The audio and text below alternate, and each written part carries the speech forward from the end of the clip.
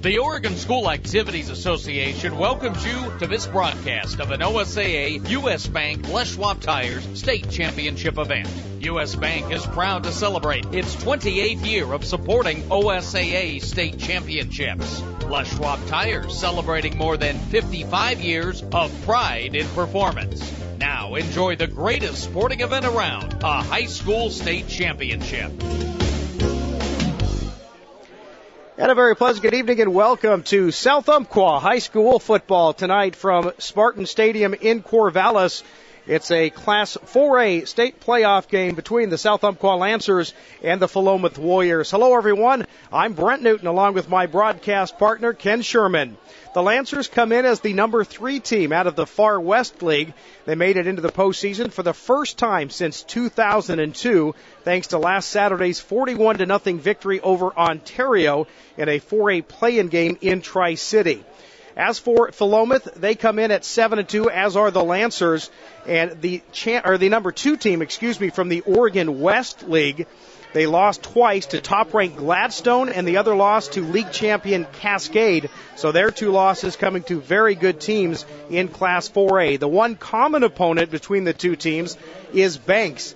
The Lancers defeated Banks 13-7 during week 2 of the league season, or non-league season, and as for Philomath, they defeated Banks 3-0. So that's the one common opponent, and it should be, according to those scores, a very tight battle here tonight in Corvallis. Both teams still in the locker room. We'll take a quick timeout, and when I come back, I'll talk with head coach Steve Stebbins. The pregame is next on DouglasCountySportsOnline.com. Dell's Building Supply has been an active member of the Myrtle Creek Tri-City community for more than 50 years. Dell's is also proud to sponsor its local students and a variety of school programs, including South Umpqua High School athletics. Owner Jeff Johnson and his staff wish all Lancer teams success this season. Dell's Building Supply, 102 South Old Pacific Highway in Myrtle Creek. Go Lancers! U.S. Bank presents mobile banking benefits with Coach Mom. Take a knee, family. U.S. Bank's mobile check deposits are a real game changer. Mobile banking always works hard, and we could all take a page from that playbook. That means you, Johnson. But, Mom, we're all named Johnson.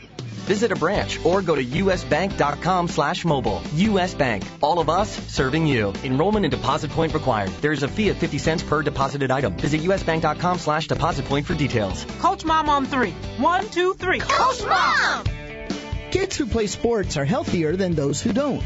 They learn discipline, teamwork, and life habits that promote achievement. Kids in sports form strong social skills, develop confidence, enjoy a high standard of mental health, and often become solid building blocks of the community. As the local teams play out this season, they'll learn about a lot more than competing in games. They'll learn life lessons that can be gained nowhere else. That's why Clinton Newell Auto Group supports local youth athletics. Welcome back to the pregame show. I'm Brent Newton, and joining me is South Umpqua head football coach Steve Stebbins. Coach, your team got a big victory against Ontario, 41-0 in the play-in game. You had to be pretty happy with your team's performance. Yes, we played really well last Saturday. It was a nice win to get into the playoffs and out of the play-ins after last year's tough one in Seaside. And all facets we played really well last week, so it was a fun game. What about for you? It's only your second season, but you had a successful first year, and already you broke an 11-year drought for the school. They're in the postseason. It's got to feel pretty good for you. It feels good, but I guess I'm never satisfied. I want to win tonight and let the kids move on and get into the final 8 and keep going. So to me, when you're satisfied, that means you're done. So I just want to keep getting better and have a great game tonight. Now, offensively, your team scored 41 points. The running game looked great. Kyler Merritt's been a workhorse all season. Yeah, and it starts up front. Our guys up front, our 5 guys, and our 2 tight ends have done a really good job blocking for us this year. And then Kyler runs really hard and does a super job for us. And then Matt Kennedy jumps in when he has to and fills in, does a decent job too. But yeah, and that's the plan for every game. We've got to run the football. And defensively, you got to be pretty happy too. They shut out Ontario. Yeah, we did a good job. We handled the field conditions and handled their offense, and then they played well. They played well the last couple of weeks. And they played well against Marshfield, too. Even we lost that game, but they still played a good football game. Tonight will be an interesting challenge, though. Now, tonight you do take on a Philomath team. What can you tell us about the Warriors?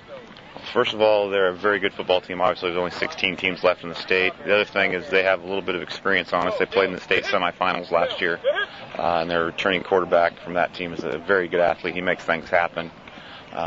They like to run the football. Number 9 and 19 are a running back and a little receiver who makes some plays. They're a dangerous football team. They're a good football team. They're quick and run around. They're not huge. They're not going to overpower us, but they're real quick. So it's going to be an interesting challenge for us. Now, in preparing for this ball game, the weather played a little bit of a factor. I understand you didn't practice all week at Tri-City. We practiced Monday and Tuesday there, but then Wednesday and Thursday we got on the turf at Roseburg High School just to get out of the mud so we could get some actual footing. And knowing we were going to play on turf tonight, we tried to get so we could get our timing down and everything. And finally, Coach, your health not that good right now. You're a little bit sick, but how about your ball club? Physically we're okay. The kids and I and a couple of other coaches were battling illness. I mean, I stepped off the bus and threw up, so hopefully that was just nerves. But yeah, that's the only. Physically we're fine. It's just a little bit of the illness thing we're battling. Chance to get a playoff victory. Best of luck, Coach. Thank you. Head Coach Steve Stebbins. Pre-game continues on DouglasCountySportsOnline.com. Just like the team that lines up and runs the ball up the middle, ShopSmart doesn't rely on fancy gimmicks or trick plays. All you'll find at your neighborhood ShopSmart are direct deals for the best prices on the products you need most. Need a first down on 3rd and 1? Pull back up the middle. Need prices on groceries that won't break the family bank? Head to ShopSmart. Proud to support today's local football. ShopSmart, where savings are in the bag. When we're alone in our cars, we take on many different personalities. Sometimes we're a merging moralist. Oh, look at this jerk. No, sir, I will not let you in. We all took turns forming a single line back there, and you waited until the very last second to jam yourself in. No, oh, please. No, I'm just driving here. I just can't believe... Oh, he waved. Okay, didn't expect that. It was nice. Oh, great. Now I'm the jerk. Whoever you are in your car, you'll feel safer after a trip into Les Schwab. They've got all the tires you need for winter driving. Les Schwab, doing the right thing since 1952. Did you know Dutch Bros Coffee roasts all of their own coffee fresh every day? We have individual relationships with the farmers that harvest our coffee to ensure that there's no compromise in any step of the process. From the farmer to the cup, we guarantee satisfaction. It says so at the bottom of every cup. Drive through one of our convenient locations today and put our world-renowned speed, award-winning service, and unprecedented quality to the test. All of our locations are locally owned and operated to strengthen community involvement. Visit www.dutchbros.com today. South Umpqua High School Athletics is brought to you by Dell's Building Supply, the South Umpqua Booster Club, D.R. Johnson Lumber Company, SoCo Coffee, Attorney at Law Christopher Peterman, Swanson Group, Fry's Auto Body, Express Employment Professionals, Advanced Eye Care, and the Myrtle Creek Fire Department. You're listening to South Umpqua Athletics on DouglasCountySportsOnline.com. Welcome back to Corvallis High School. Brent Newton, as starting line is being introduced right now to this pretty good-sized crowd here. A lot of fans coming over from the Myrtle Creek Tri-City area. And there may be more Lancer fans in the stands here in Corvallis. Joining me in the press box for the second time this season, Ken Sherman. Ken, good to have you along. How are you, buddy? Thanks for letting me drive you up again. Last time we did this, we bought new shoes and fish, and hopefully we're going back with a win this time. That's right. Last year you did the play-in game with me in Seaside. Yeah. Stopped at the Nike outlet. This time we stopped at a nice little Chinese restaurant in Cresswell, so we're off to a good start. Now we've got football here. Obviously, fans know about the Lancers coming in at 7-2 on the season, 3-2 in the Far West League. But tell us a little bit about their opponent tonight. Well, the coach talked about it. It's all around their quarterback. Trey Ecker, he's a 6'4", 185-pound senior. He was 10 of 15 for 174 yards. He threw 3 touchdowns last week, and he's their kicker. He kicked a couple of field goals for him. So it's pretty much all around those guys. And then John McGarry, 104 yards, 23 carries, a touchdown for him. And Chris Kudre, 74 yards rushing and a touchdown for him. Those are the guys the coach was talking about. But it pretty much all centers around Ecker. And they've only lost 5 guys that were all-state players from that semifinal team last year. But they filled it with, and if you look at their roster right now, they have 12 seniors. Everybody else are juniors, so they're going to be loaded next year as well. But they're a very good football team. Yeah, you talked a little bit about it on the trip here, that they did lose those 5 All-State players to graduation, but they brought all the skilled players back, and so that huge experience factor right now is going to be on the side of the Warriors tonight. Yeah, it's every key position is filled by a senior. If you look on their roster, their quarterback, their running backs, their wide receivers, and who knows what kind of offense they're going to run. We were talking to one of the guys earlier. Sometimes they'll split into a option. Sometimes they'll go to the eye. Sometimes they'll go to a quick toss. I mean, they're going to keep you on your toes tonight. Yeah, the man you'll have to watch for, number 16, Trey Eckers, 6'4", 185. He is a senior, the quarterback. Ken just talked a little bit about him. And then the tailback, Chris Coudry. Yeah, Coudry. Coudriet. Chris Coudry, 6'4", 160, a senior.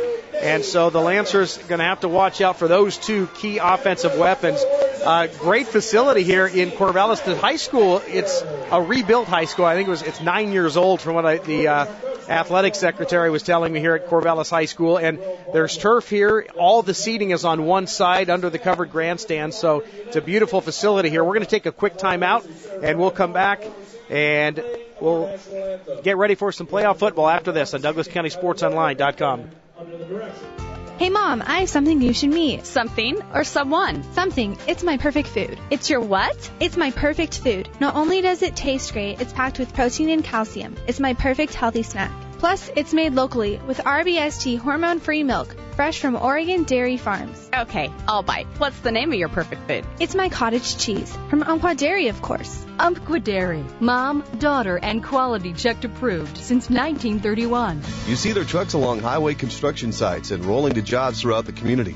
Knife River Materials. The name is synonymous with high-quality products and great service. And you can have that solid Knife River experience at your home or office as well. Knife River products and materials are created right here and are rigorously tested before being applied. If you're putting in a pool, sidewalk, or driveway, tell your contractor to use Knife River Materials because you deserve the best. Knife River. They've been serving Douglas County for over 50 years.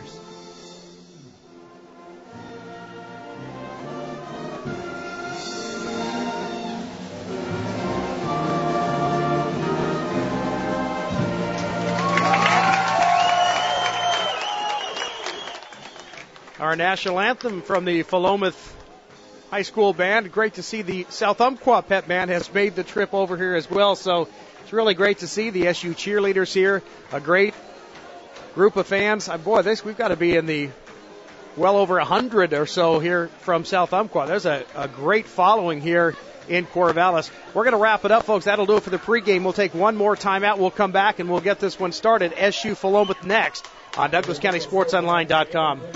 What's better than a touchdown for your favorite team?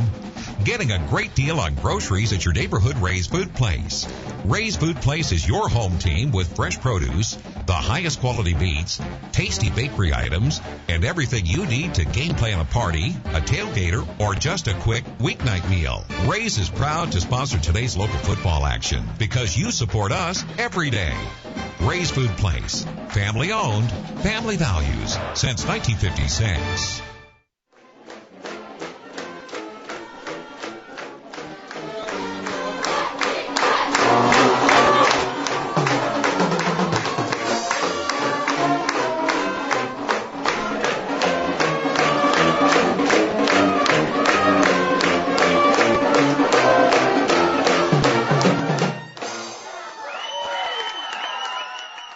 South Umpqua Pep Band making the trip here to Corvallis, and the Lancers and the Warriors, the team captains at midfield. They are getting ready for the coin toss. The Lancers in the road white uniforms, black pants, black helmets. Philomath in the all black uniforms, the gold trim. Both teams coming in at 7-2 on the season. The Lancers, the number 3 team out of the Far West League. Philomath is the number 2 team from the Oregon West Conference. Their one league loss coming to league champion Cascade. The other loss coming to the top-ranked team in Class 4A, Gladstone.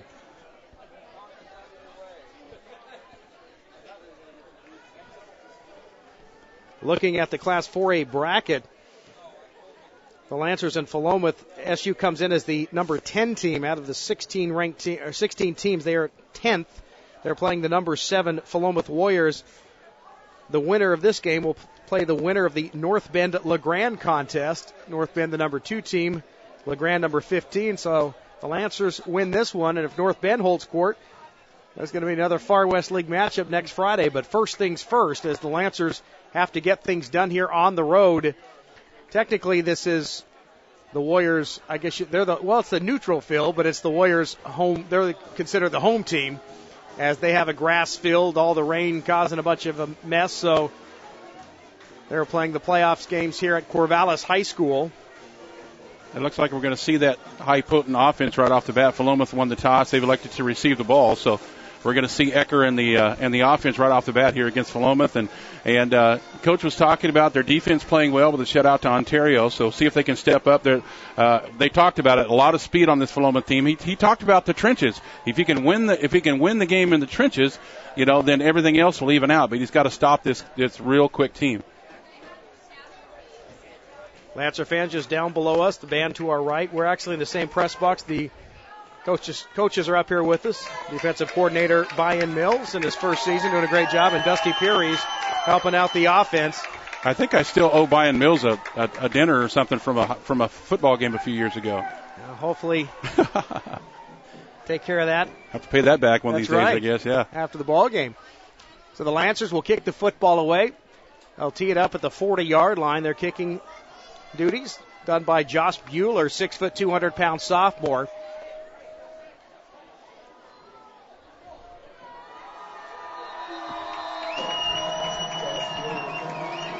And we are underway. Good kick by Bueller. It's going to be taken about the 8-yard line. One right up the middle. Now cutting to the near side. Hit and dropped at about the 20-yard line. Good job by the special teams unit of South Umpqua. Nice tackle there by Tanner Pence to stop the guys right about the 20-yard line. So it'll be 1st and 10 now. So we get ready to go. It'll be fun. We have the windows up here, but kind of awkward. And I got to bend below them to see. They only go about halfway up. So here we go. They're going to keep it on the ground. Going to his right now, cutting in to the left is the tailback. Dropped 4 or 5 white jerseys there on the carry is Jake McGarry, 6'1", 180-pound senior. The quarterback is Trey Ecker, 6'4", 185. He's a senior. Chris Kudry, 6'4", 160, a senior. We talked a little bit about him. Those are the two guys that will carry the football. McGarry, number 19, Kudry, number 9.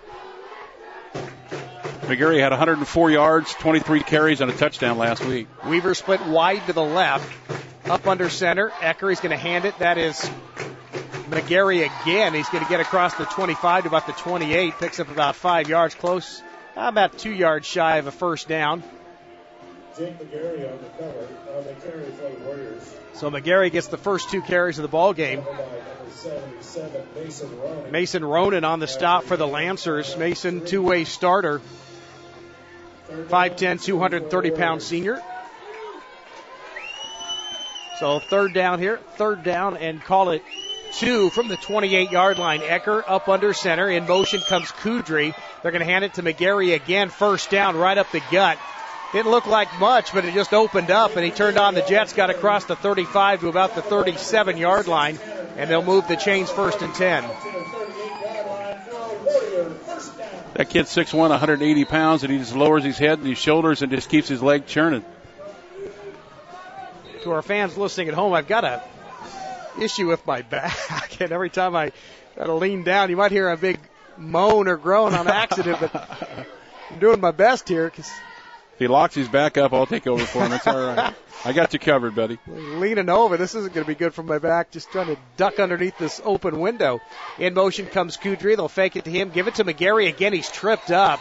Good job, Caleb Newton, the first man there. Also there on the stop, number 56, Tanner Pence, 6'1", 180-pound senior. Second down and 8. Nathan Burkus now coming in, another one of the running backs. So they're shifting the running backs out quite a bit here. Kept it on the ground the entire time here First 2+ minutes of this opening quarter. Now they're going to lob it up for the receiver far side. It goes up and he hauls it in front of Avery at the 45-yard line. Caught it and tackled right there by Kevin Avery, but on the reception, Isaac Manning, 6'4", 172. So 6'4" against Kevin Avery at 5'5". Yeah. Advantage Warriors. A bunch of these kids are probably basketball players, too. Look at with all the height that they've got on this team. I mean, Ecker's 6'4", only 185. Manning had just caught that ball, 6'4", 172.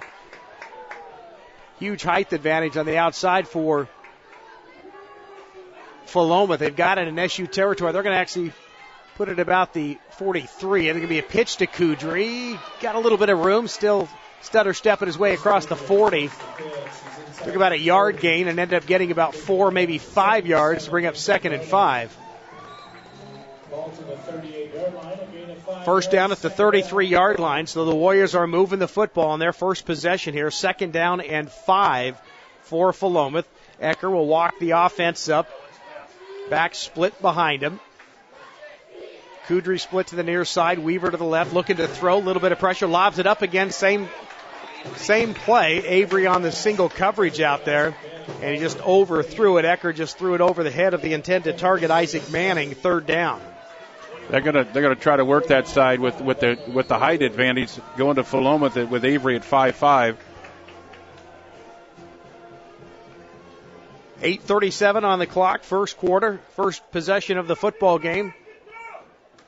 Warriors took it from about their 20 and then just marching it down the field here methodically. And they've got a 3rd down and 5. Ecker up under center, receiver to the near side. Kudry will come in motion. They'll hand it to him. He's hit at the line of scrimmage and dropped. Mason Ronan, and the ball pops out, but I think he was down. The referee is saying his knee was down. The Lancers ended up with the football, but the white hat out there just nonchalantly just pointed to the ground and said his knee was down, but now he's going to talk to the other officials, and they're going to give the football to South Umpqua. They overruled him, Ken.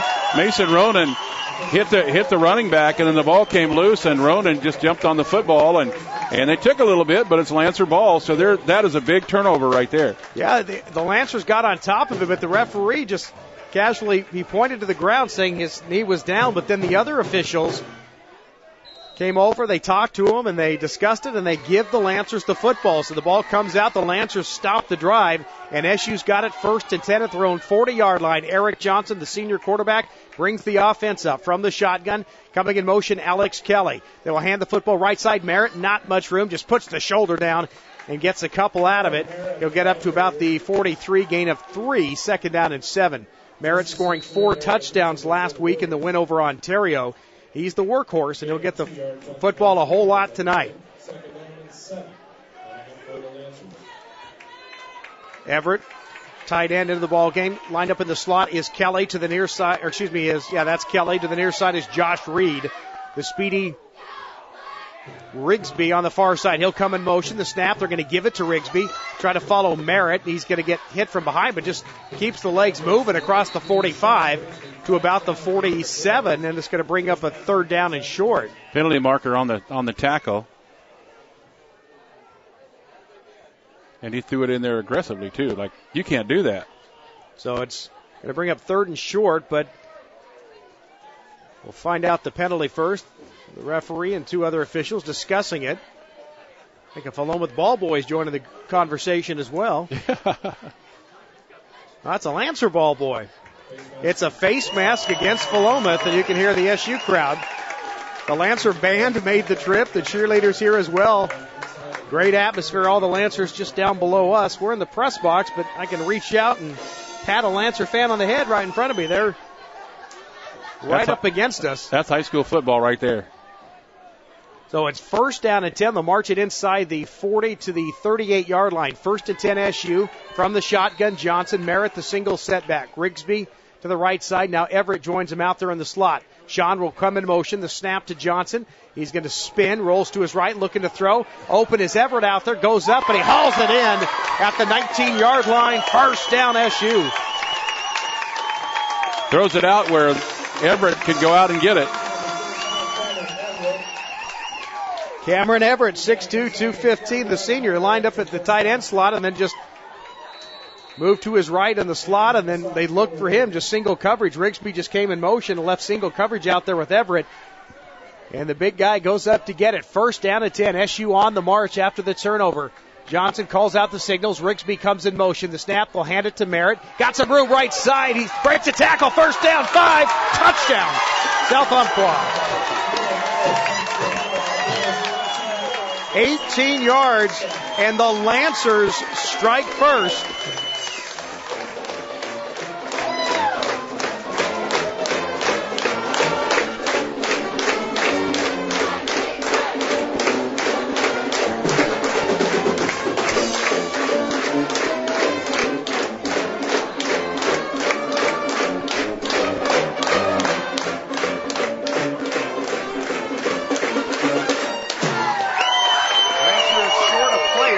Get him on the field for the extra point attempt. Good snap, placement down. Bueller's kick is long enough.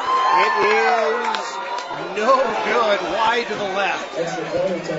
7:03 to go, opening quarter. Good start for South Umpqua. Lancers lead it 6-0. When I hear the word bistro, I flash back to Europe and immediately smell the alluring aroma of deep, rich coffee, followed by fresh baked pastries, the hearty soups. But you don't have to have a European flashback for a true bistro experience. Just swing into SoCo Coffee.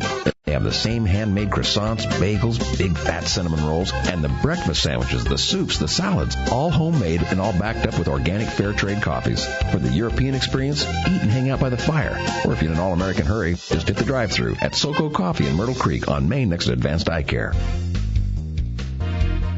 Dell's Building Supply has been an active member of the Myrtle Creek Tri-City community for more than 50 years. Dell's is also proud to sponsor its local students and a variety of school programs, including South Umpqua High School athletics. Owner Jeff Johnson and his staff wish all Lancer teams success this season. Dell's Building Supply, 102 South Old Pacific Highway in Myrtle Creek. Go Lancers! Brent Newton along with Ken Sherman here in Corvallis, and the Lancers strike first. An 18-yard touchdown run from Kyler Merritt. The extra point no good. It is 6-0 South Umpqua. Bueller, another pretty good kick to about the 10-yard line, cutting to the near side and stood up and dropped at the 25. On the return, that's number 17, Keenan Connor on the return. His second return of the first quarter here as the Warriors had a pretty good drive going. They fumbled it away. The Lancers got it, marched down the field. Long pass from Johnson to Everett. Got it inside the 20 to about the 18. The next play, the talented junior tailback Kyler Merritt goes 18 yards, and the Lancers on the board early. 6:56 to go, opening quarter, 6-0 Lancers. Ecker up under center, in motion. Going to look to throw. Got some pressure, a lot of pressure, and he's going to be taken down. Cody Gray inside the 10-yard line, and the Lancers got to him, but credit the defensive backfield for giving the front guys time to get to him. Sorry about that, Brent. Now we got to see what the flag is all about. They threw it in right at the tackle.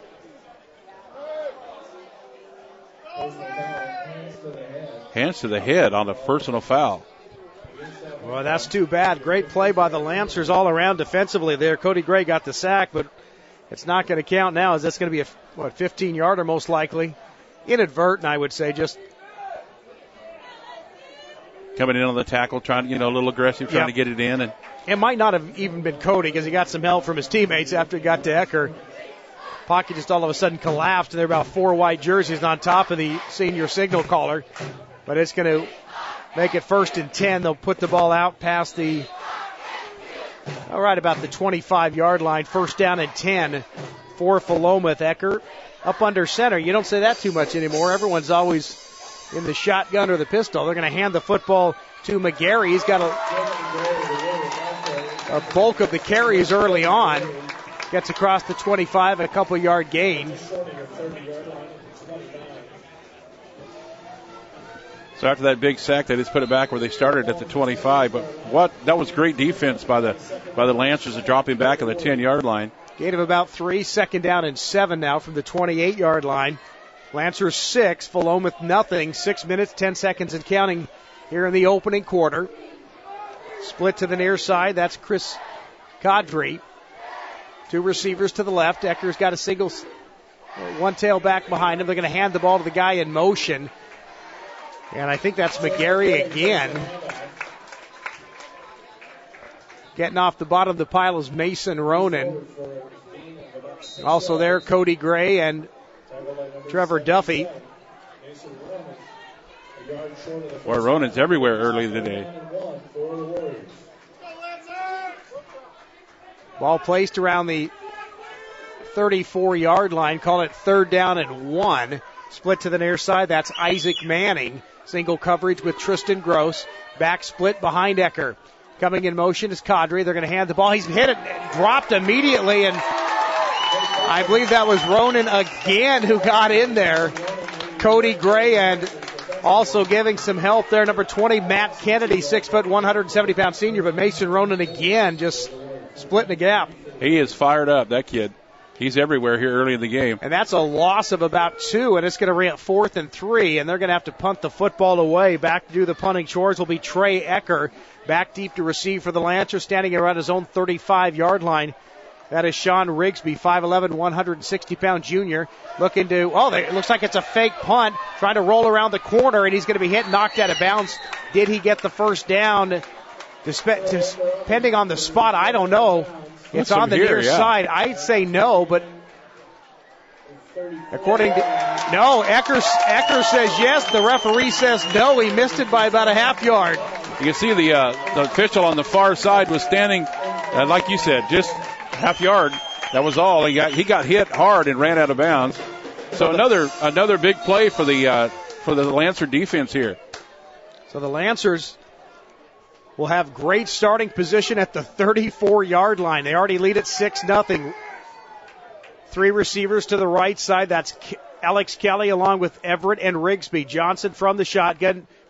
They'll hand the ball to, it's going to be Johnson. He lost control of it. He took it out of the chest of Merritt, decided to keep it himself, and then the ball just popped out, and Eric did the right thing, just dove on top of it. Yeah, luckily for Johnson, we're on the turf right there, because it was just bouncing around. He could just pick it up, just fall on top of it.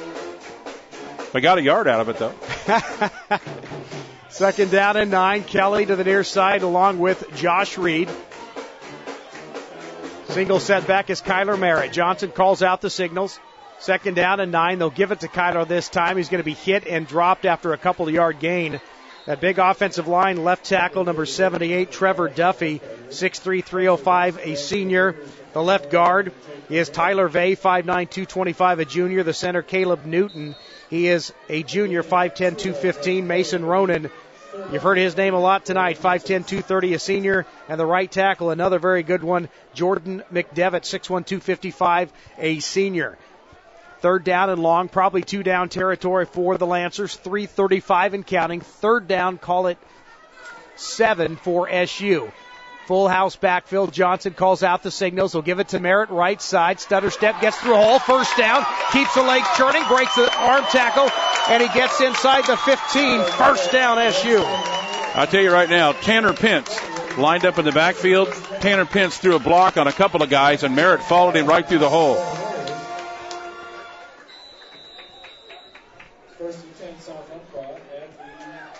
Clock moving, 3:15 and counting. Fast moving opening quarter. SU 6, Philomath nothing. Lancers in the red zone for the 2nd time. Merritt will get it again. He'll go left side. He's going to be taken down from behind. On the stop is number 33 for Philomath, Nathan Burkus, 5'8", 185-pound senior. Gain of a couple. 2nd down and 8. Lancers go without the huddle, just staring over to the sideline. Head coach Steve Stebbins will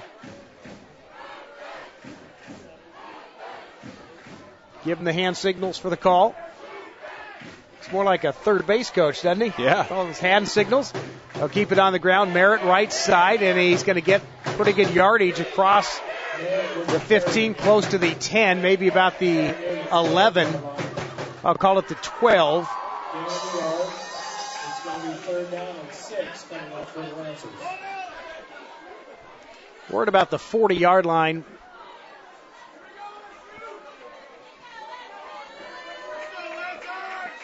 So we're about on the opposite side. So Ball right now on the far hash mark. It's kind of hard to see exactly where the ball's at. We'll call it the 12, 3rd and long. Call it about 6. Merrill will try left side, get around the corner. He does. He's got green grass. Touchdown, SU. 12 yards. Kyler Merritt got around the corner, and he is in for the second time in this opening quarter.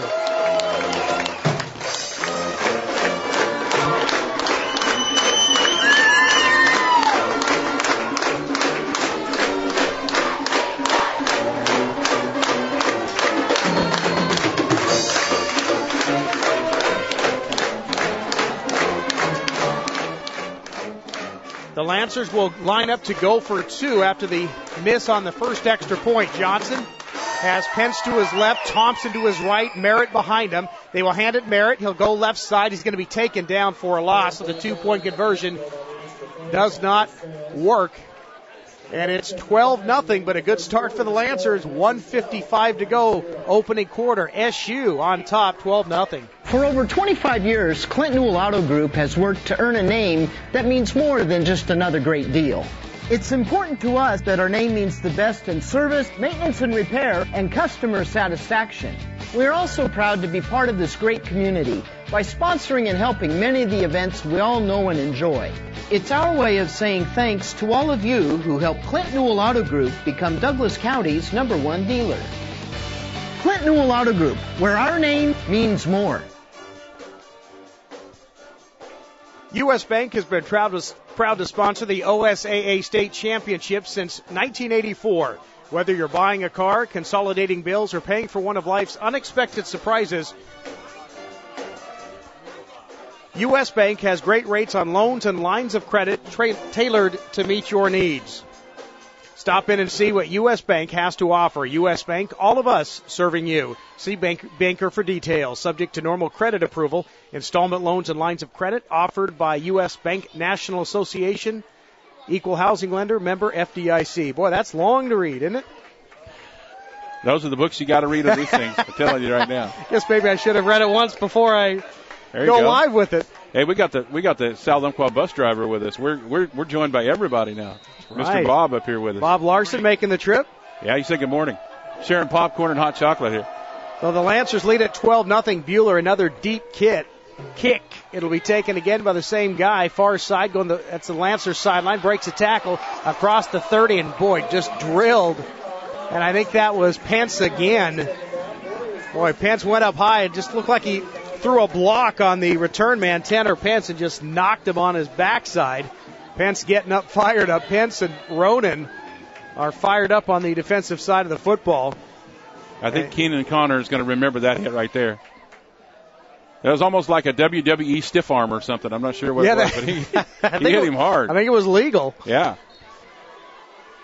1:49 to go here in the first quarter. Good start for SU. Boy, 12-0. 2 possessions, 2 touchdowns. Both Kyler Merritt touchdown runs. Ecker up under center for Philomath. He's looking to throw near side, lobbing it out, double coverage, and it's incomplete. Penalty flag comes in late. Chris Caudry was the intended target. Tristan Gross on the coverage. Also Matt Kennedy for the Lancers. Gross, a tough kid back there. Roughing the passer on the penalty now against the Lancers. Yeah, the Lancers are fired up. They're very charged up. I didn't see it, but I happened to see the flag hit the ground. He didn't hit him very much. He didn't hit him very hard, but they call it.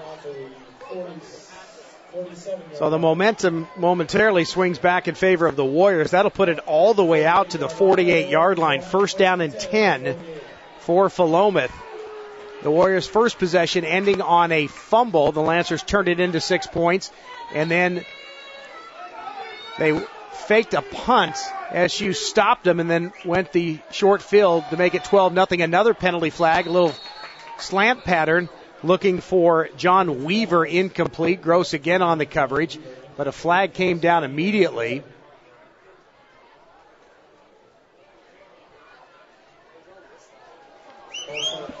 False start against the Warriors. So it'll be first down and 15. The Lancers will take the penalty. 1:40 to go here in the opening quarter. Brent Newton along with Ken Sherman. Class 4A playoff game. OSAA U.S. Bank Les Schwab Tires 4A playoff battle. Try to say that 10 times in a row.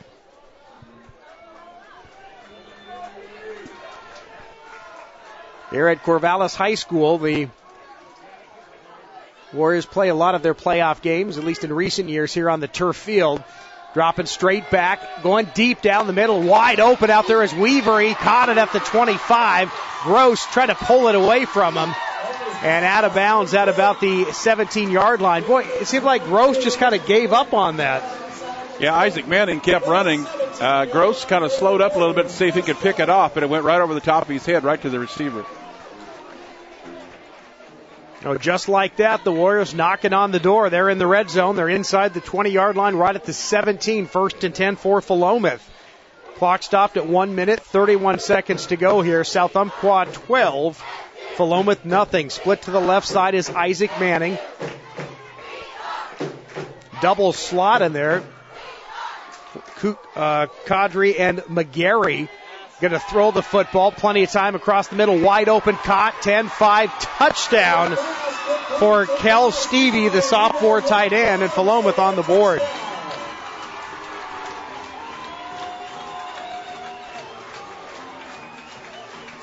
Just a broken coverage, Ken. Yeah, it was. And Stevie came right across the middle, the young sophomore, and he was wide open and just stepped back away from the defender and into the end zone he goes. And just like that, you give them a shot, and they're going to take it down. And unfortunate for them, they had that fumble and then everything else. Now Ecker on for the extra point. Stevie, the man who caught the touchdown pass, he does the holding chores. Kick is high enough, it's deep enough, and it's good. 1:24 to go, opening quarter. South Umpqua 12, Philomath 7. That coffee's good. It's so creamy. It's this new fat-free half and half from Umpqua Dairy. Fat-free half and half? How's that even possible? I don't know. Magic cows? It says on the carton, Umpqua Dairy's new fat-free half and half is made from real milk and is 100% oil-free, so magic cows. Huh. Wonder what magic cows look like. Evidently fairly skinny. Well, that would explain the fat-free. Think I'll have another cup and extra half and half. Umpqua Dairy's new fat-free half and half. It's made using local RBST-free magic cows. And it's not just for coffee. It's a great cream substitute in your favorite recipes. Look for it in your grocer's dairy case today. Just like the team that lines up and runs the ball up the middle, ShopSmart doesn't rely on fancy gimmicks or trick plays. All you'll find at your neighborhood ShopSmart are direct deals for the best prices on the products you need most. Need a first down on 3rd and 1? Pull back up the middle. Need prices on groceries that won't break the family bank? Head to ShopSmart. Proud to support today's local football. ShopSmart, where savings are in the bag. Right, Newton along with Ken Sherman here in the first quarter of this Class 4A state playoff game. Good ball game so far, 12-7. South Umpqua with the lead. Philomath getting on the board moments ago on a 17-yard touchdown strike from Ecker to Stevie. It's a little squib kick, and it's going to go right to Gray at the 38, across the 40, near sideline, 45, and dives near midfield. Nice job by Cody Gray.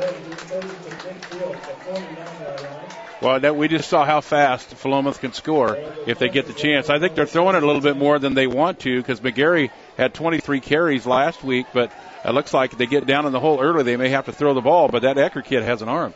Yeah, and that's a worry for Steve Stebbins. I mean, that's at this level, if you've got a good quarterback and a couple good receivers, watch out. And they definitely have the height advantage on the outside with Manning at 6'4", Weaver is 6'4", and the tight end Stevie 6'3".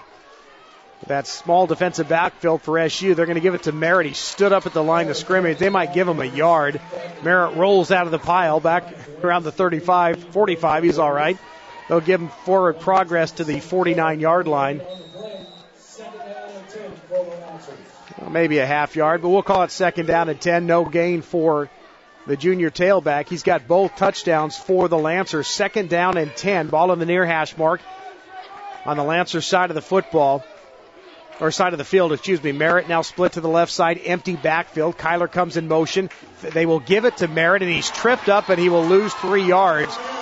On the stop is Stevie for Philomath. Yeah, Merritt was looking for a hole, and Stevie came through the line and grabbed him by the ankles and took him nowhere. And a big 3rd down play coming up here now. So 3rd down and call it 13 from the 46-yard line. 3rd down and 13. Rigsby and Everett split to the right side. Alex Kelly and Reed to the near side. The single setback is Merritt. From the shotgun is Johnson. 7 seconds of counting. Takes a snap. Heavy pressure. Johnson lobs it to Merritt, and he's going to be taken down. Great job by Philomath. Had the screen set up, but Merritt, had he been able to get by that Philomath Warrior, he had some yardage, but instead he got hit right between the 3 and the 8, and Kyler's still on the turf. That was a big play there by number 12, Jack Lehman. He's a 5'10", 155-pound senior. He just lowered his shoulders and part of the helmet, and this could be a big one here for him, and they're going to end the first quarter here. Yeah, that could just be the wind knocked out of him, but Kyler, hopefully it's nothing more serious than that. Merritt's still on his back as the coach is attending to him. We'll take a timeout. That's the end of the opening quarter. SU will have to punt the football away when we start the second quarter. We played one here from Corvallis. Lancers 12, Philomath 7. You're listening to SU Football on DouglasCountySportsOnline.com. Did you know Dutch Bros Coffee roasts all of their own coffee fresh every day? We have individual relationships with the farmers that harvest our coffee to ensure that there's no compromise in any step of the process. From the farmer to the cup, we guarantee satisfaction. It says so at the bottom of every cup. Drive through one of our convenient locations today and put our world-renowned speed, award-winning service, and unprecedented quality to the test. All of our locations are locally owned and operated to strengthen community involvement. Visit www.dutchbros.com today. Hear what one of Avista's customers has to say about energy efficiency. I'm John, and my wife Roberta and I bought this house about 10 years ago. This is an older home, and we decided to work with it to increase efficiency when we could. We've changed some appliances and worked with our utility company to get some rebates. And I think we believe firmly that enough people in town making small choices adds up to a big collective impact. Join the effort and start saving today. Download rebate forms at everylittlebit.com. Brent Newton along with Ken Sherman here from Corvallis High School in this OSAA U.S. Bank Les Schwab Tires 4A football state championship game, or state playoff game is what it is. And the Lancers will have to punt the football to start this second quarter. Kyler Merritt able to get off the field under his own power. Lancers 4th and long will punt it. Eric Johnson will do the chores. Not a bad kick. It's going to be taken at the 25. A fair catch called for right there by number 21, John Weaver. And Philomath gets the football back. Ken scored a pass along from Eddie Field in Oakland. Well, there's a lot of Douglas County teams playing, and so far so good right now. Late first quarter, the Oakland Oakers are leading 7-0. And, of course, earlier today, Yoncalla in a wild one. Yoncalla 66 and Days Creek 60 in overtime. That's 8-man football for you right there. 126 points in that one. Dropping straight back, setting up a little screen, and it's in and out of the hands, incomplete from the intended target, which was number 33, Nathan Burkus. Brings up second down and 10 for Philomath. 11:49 to go here in the first half. South Umpqua 12, Philomath 7. Warriors have the football. Second down at 10 from their own 25-yard line. Manning split to the right side. Kadri joins him out there. So does Stevie. Trips right. Single setback is Burkus. Straight drop. Eckert, plenty of time, rolls right, lobs downfield, got a man at the 45, caught it on the SU sideline. Cody Gray got there late. And on the reception is Isaac Manning, 1st and 10 Philomath, gain of about 20. That Eckert can move around in the back, and if he's got time, he'll find a receiver. Trey Eckert, E-C-K-E-R, 6'4", 185, a senior. Can do it all for this Philomath team. Gain of 19 officially at the 44-yard line. 1st and 10 Philomath.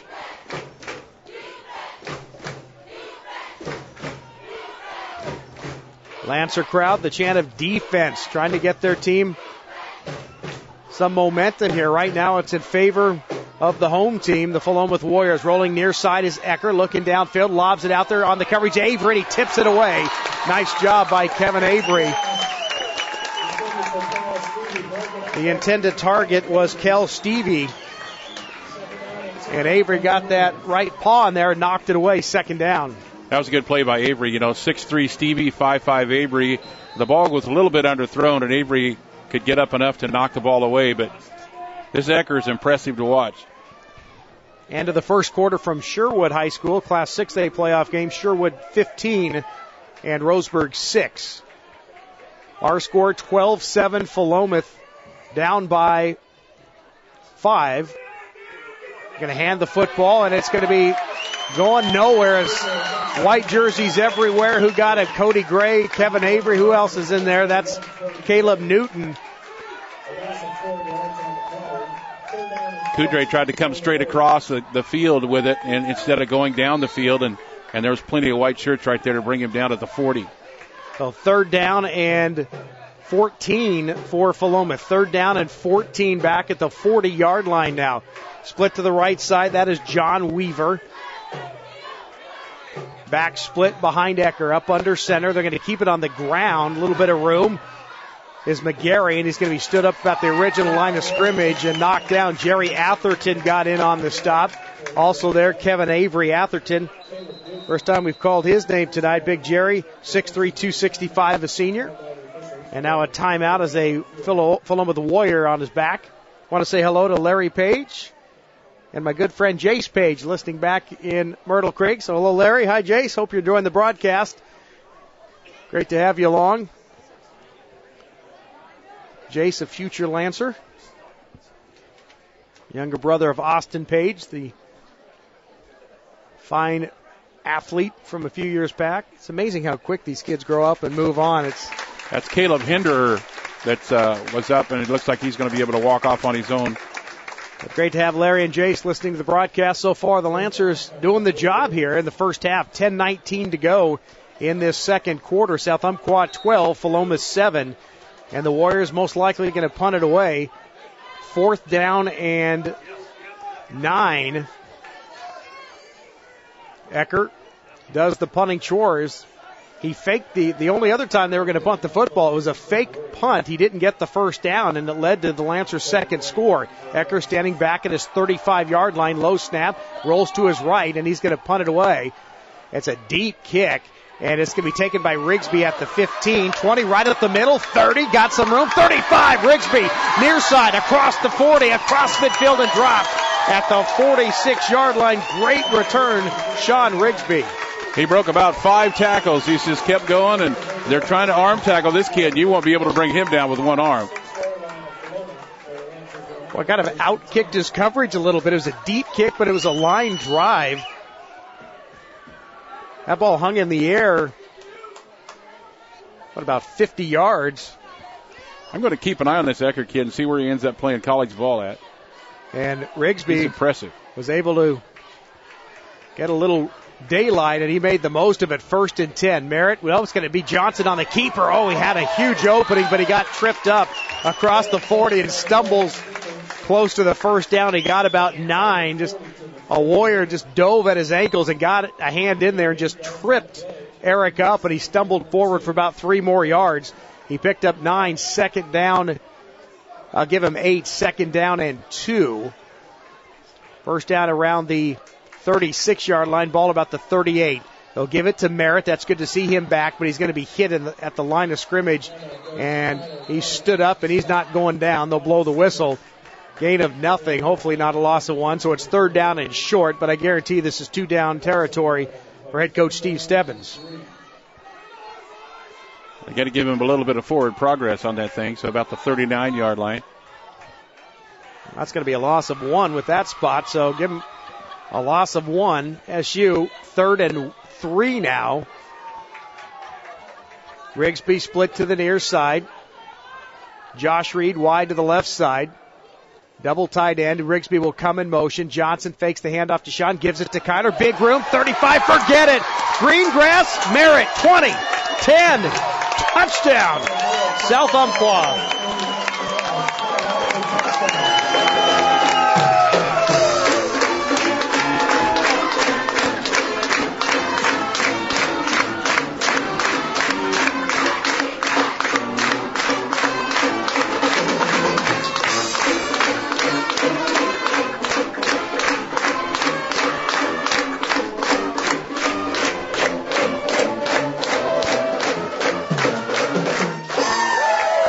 Officially 39 yards for the Lancers. They'll go for 2. Johnson, Merritt to his right, 2 receivers to his left. Rigsby single coverage to the near side. He's going to look for Sean. Now he's going to roll left. Got some room. He's going to tuck it under. 1 man to beat. Goes to the pylon. He got in. Eric Johnson, more than 2-point conversion. 8:46 to go, and the Lancers extend the lead. SU 20 and Philomath 7. You're listening to Lancers football on DouglasCountySportsOnline.com. When it's time to huddle up the team for a family meal, make sure your game plan includes a trip to Ray's Food Place. Your home team needs a hometown store, and that's how Ray's got started in 1956. A good home team needs the perfect combination of offense, defense, and special teams. And Ray's Food Place scores best with great pricing, quality products, and friendly service. Ray's is proud to sponsor today's local football action. Ray's Food Place, family owned, family values since 1956. To recognize the achievements of every student, that's the mission of the South Umpqua High School Booster Club. Each year, the boosters bring awareness to the community about student achievements. Get involved. Visit a booster club meeting on the second Monday of the month at the district office starting at 6:30 in the evening. South Umpqua High hosts 13 sporting activities from the fall through spring sessions. Contact Lisa Lemming at 580-8405. Support your community. Support South Umpqua Booster Club. 8:46 to go here in the first half. Lancers on top by 13. Ball will hit at the 5-yard line. Picked up there by Keenan Connor. Comes near side 15. Ooh. Stood up and dropped on the stop, number 42. That is Dalton McGee. 5'10", 160-pound junior. And the Lancers fired up. 8:40 to go here in the first half. 20-7. Lancers with the advantage, and Kyler Merritt scored the first 4 touchdowns for SU last week. He's got the first 3 tonight, Ken. Yeah, it was a little scary there at the beginning when he got hit, earlier, but comes right back in, and there he goes. At Les Schwab Tires, they guarantee their service like they guarantee their tires. Backed in more than 400 stores throughout the West. Les Schwab Tires doing the right thing since 1952. First down and 10 for Philomath. 4 receivers. Ecker looking to throw. Ball kicked in the air by Thompson, and it's caught by an offensive lineman and dropped immediately. Nathan Thompson, he does that about once a game, I would say. Just gets those big paws in the air. Knocked it straight up. Thompson couldn't find it. One of the offensive linemen did, and he got rocked, and he's coming out of the game. Yeah. Big number 56, like John Noble, 6'1", 243 pounds, says, whoa. Look at this ball. How often do I get to touch this thing? Second down and 12. I thought Nathan Thompson might be able to pick it up off the air after he tapped it. Yeah, just couldn't find it. Yeah. He was looking for it, though. Ecker up under center. Back comes in motion. He'll keep it on the ground. Ball hits the turf. It's loose, and it's picked up by another offensive lineman at about the 17, and he gets up to around the 19.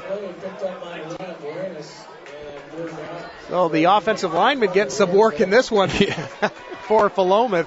Coming back into the game is number 56. He was the guy injured moments ago, John Noble. He'll check back in for the Warriors. Bringing the play in is Isaac Manning.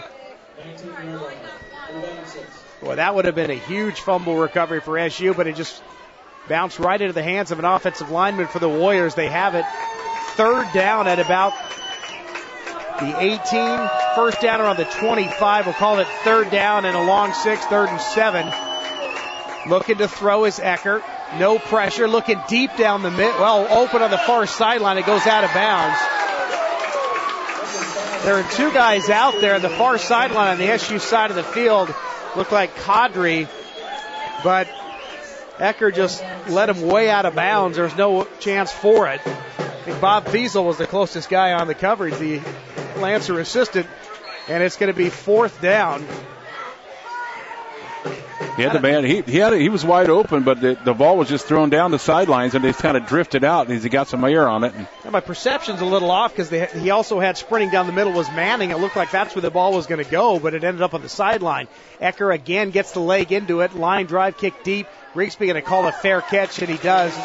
Going down to one knee at the 46-yard line, and the Lancers have it back. They'll put it at the 47. First down at 10 with 7:20 to go here in the first half, and the Lancers pretty much everything going right so far, Ken, for SU. Yeah, you, except for that one drive where Ecker took them down in 4 plays and they scored. The defense has been playing well, but Ecker is wanting to throw the ball more than he wants to, I'm sure. So just keeping the defensive backs and safeties on their toes, because he's going to throw the ball more, and he's got the arm too, and he can roll out. So first down and 10 for the South Umpqua Lancers here, already with the lead. Now we got a penalty flag as Kelly started to come in motion, and that's probably going to be against the Lancers. Somebody moved, and it is a false start against SU.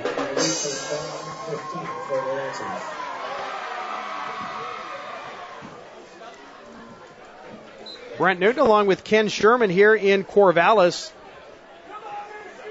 on the turf here. The Warriors the home team, the Lancers the road team, and right now the young men from Tri-City with the 20-7 advantage, and they have the football. Johnson will roll to the near side. He'll throw. Caught. Kelly midfield. Breaks a tackle. 45 and dropped there. He picked up 13, and it brings up a second down and short for the South Umpqua Lancers. So Alex Kelly now getting his number called. 6'3", 175-pound junior. And you see the Philomath tacklers when they grab them around the waist, they're swatting at the ball, trying to knock the ball loose. Yeah, that ball might have popped out late. I saw some Philomath players reacting, and now you can see just before the snap, you can see the Philomath head coach wanting a timeout.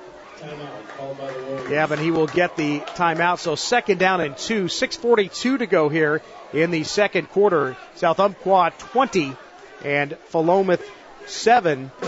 Fans want the latest information on your favorite high school teams? You can log on to OSAA.org. The OSAA has schedules, scores, and official rankings for all member schools in all team sports. At OSAA.org, you'll also find playoff brackets, broadcast schedules, and historical records. For more information, visit OSAA.org.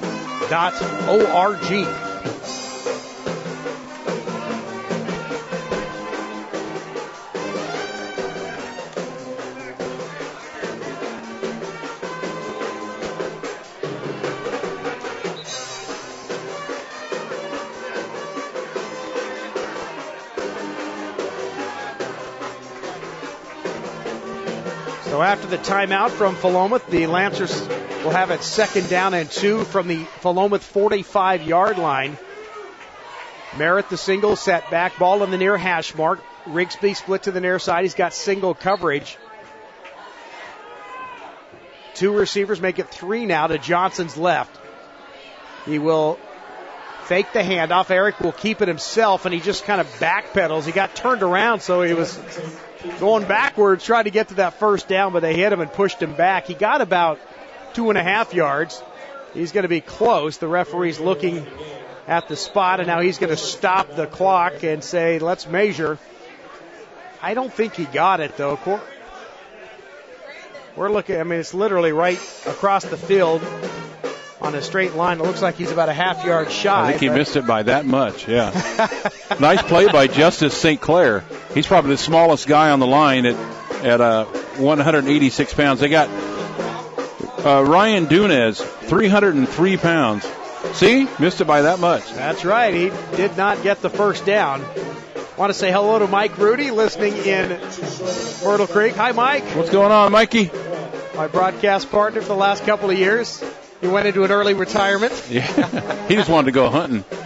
That's right. Wanted to watch his boy play some baseball, and hopefully he'll come back one of these days. But good to have Mike along. Mike and Swanson Group, one of the many fine sponsors. Appreciate their support of SU Athletics. Mike Rudy. Third down and short. Full house backfield. Give it to Merritt. Boy, he got it. He needed a half yard, and that's about all he got. He got hit up high and down low. Kyler's tough, though. He's going to get the first down. Give him about a yard. He only needed about the length of the football. First down, SU. Nice play there by Hunter Rust. He's a 6', 206-pound junior to try to twist him backwards, but he got enough for the first down and some more fresh downs here for the Lancers. 6 minutes and 20 seconds and counting here. First half, Class 4A playoff game in Corvallis. South Umpqua 20. Philomath 7. Lancers on the move. Johnson calls out the signals from the shotgun. Fakes the handoff. Merritt looks for Kelly. Wide open. Caught it. 35. First down. 25. Got a block. 10. 5. One man to beat. Knocked out of bounds at the 3-yard line. First and goal, SU. When you said wide open, he was wide open. And one man to beat out there was Jack Lehman, number 12, and he knocks him out of bounds at about the 3. Maybe the 2-yard line is where they're going to mark it in. Well, they've been pounding Merritt all evening long, and I think they thought Merritt was getting the handoff. Great. That was a great fake by Johnson. Yeah, it really was. The deception, and then he just pulled it out of the breadbasket of Merritt and threw it to a wide open Kelly, who then got it blocked downfield and gets it inside put it about the 2-yard line. So here comes that full house backfill with Pence and Thompson. They'll give it to Merritt. He lost control of it. He picked it up, but his knee was down, and then he gets hit. So that's... Boy, the balls are coming loose here today. There's no rain or nothing, but the balls are coming loose. That was an almost disaster for South Umpqua, but Merritt able to scoop it up. Looked like a shortstop out there. The ball just bounced around. He picked it up, and when he scooped it up, his knee was down anyway, so the ball dead there, and it's going to be a loss back to about the 5, so it's going to bring up second down and goal from the 5-yard line. Johnson has Pence to his left, Thompson to his right, Merritt behind him. They're going to try it again. Merritt up the middle. He gets hit, stood up, keeps the legs moving. The offensive line pushes forward, and I think he might get back to about the original line of scrimmage. Third down and goal from the 2.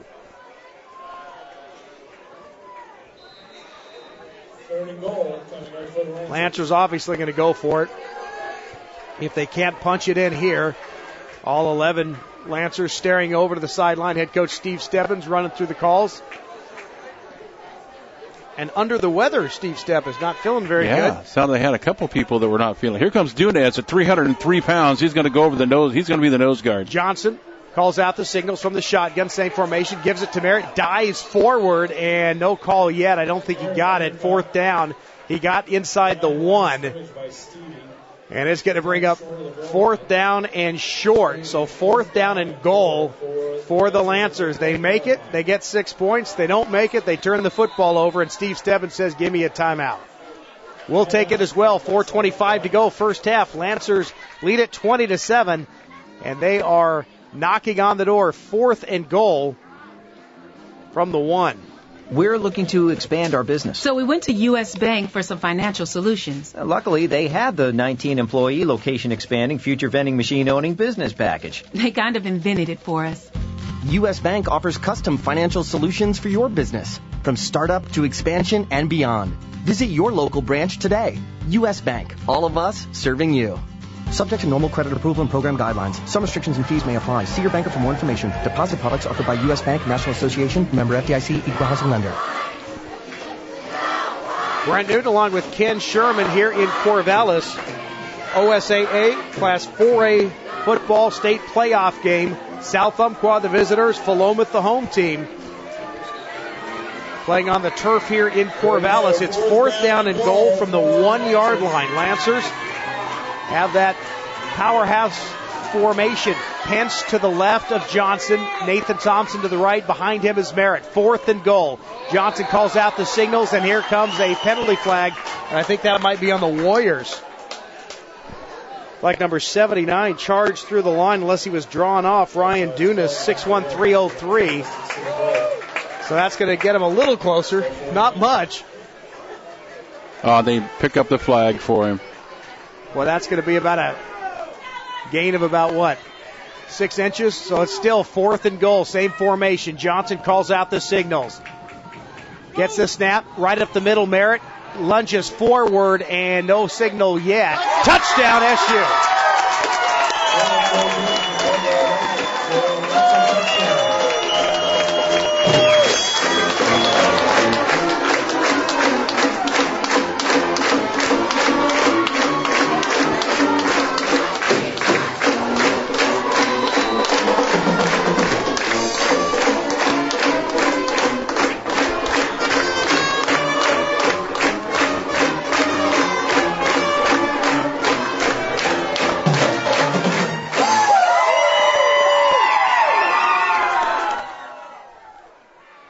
Johnson will they'll go for two, looking across the middle for Everett. Caught it. 2-point conversion is good.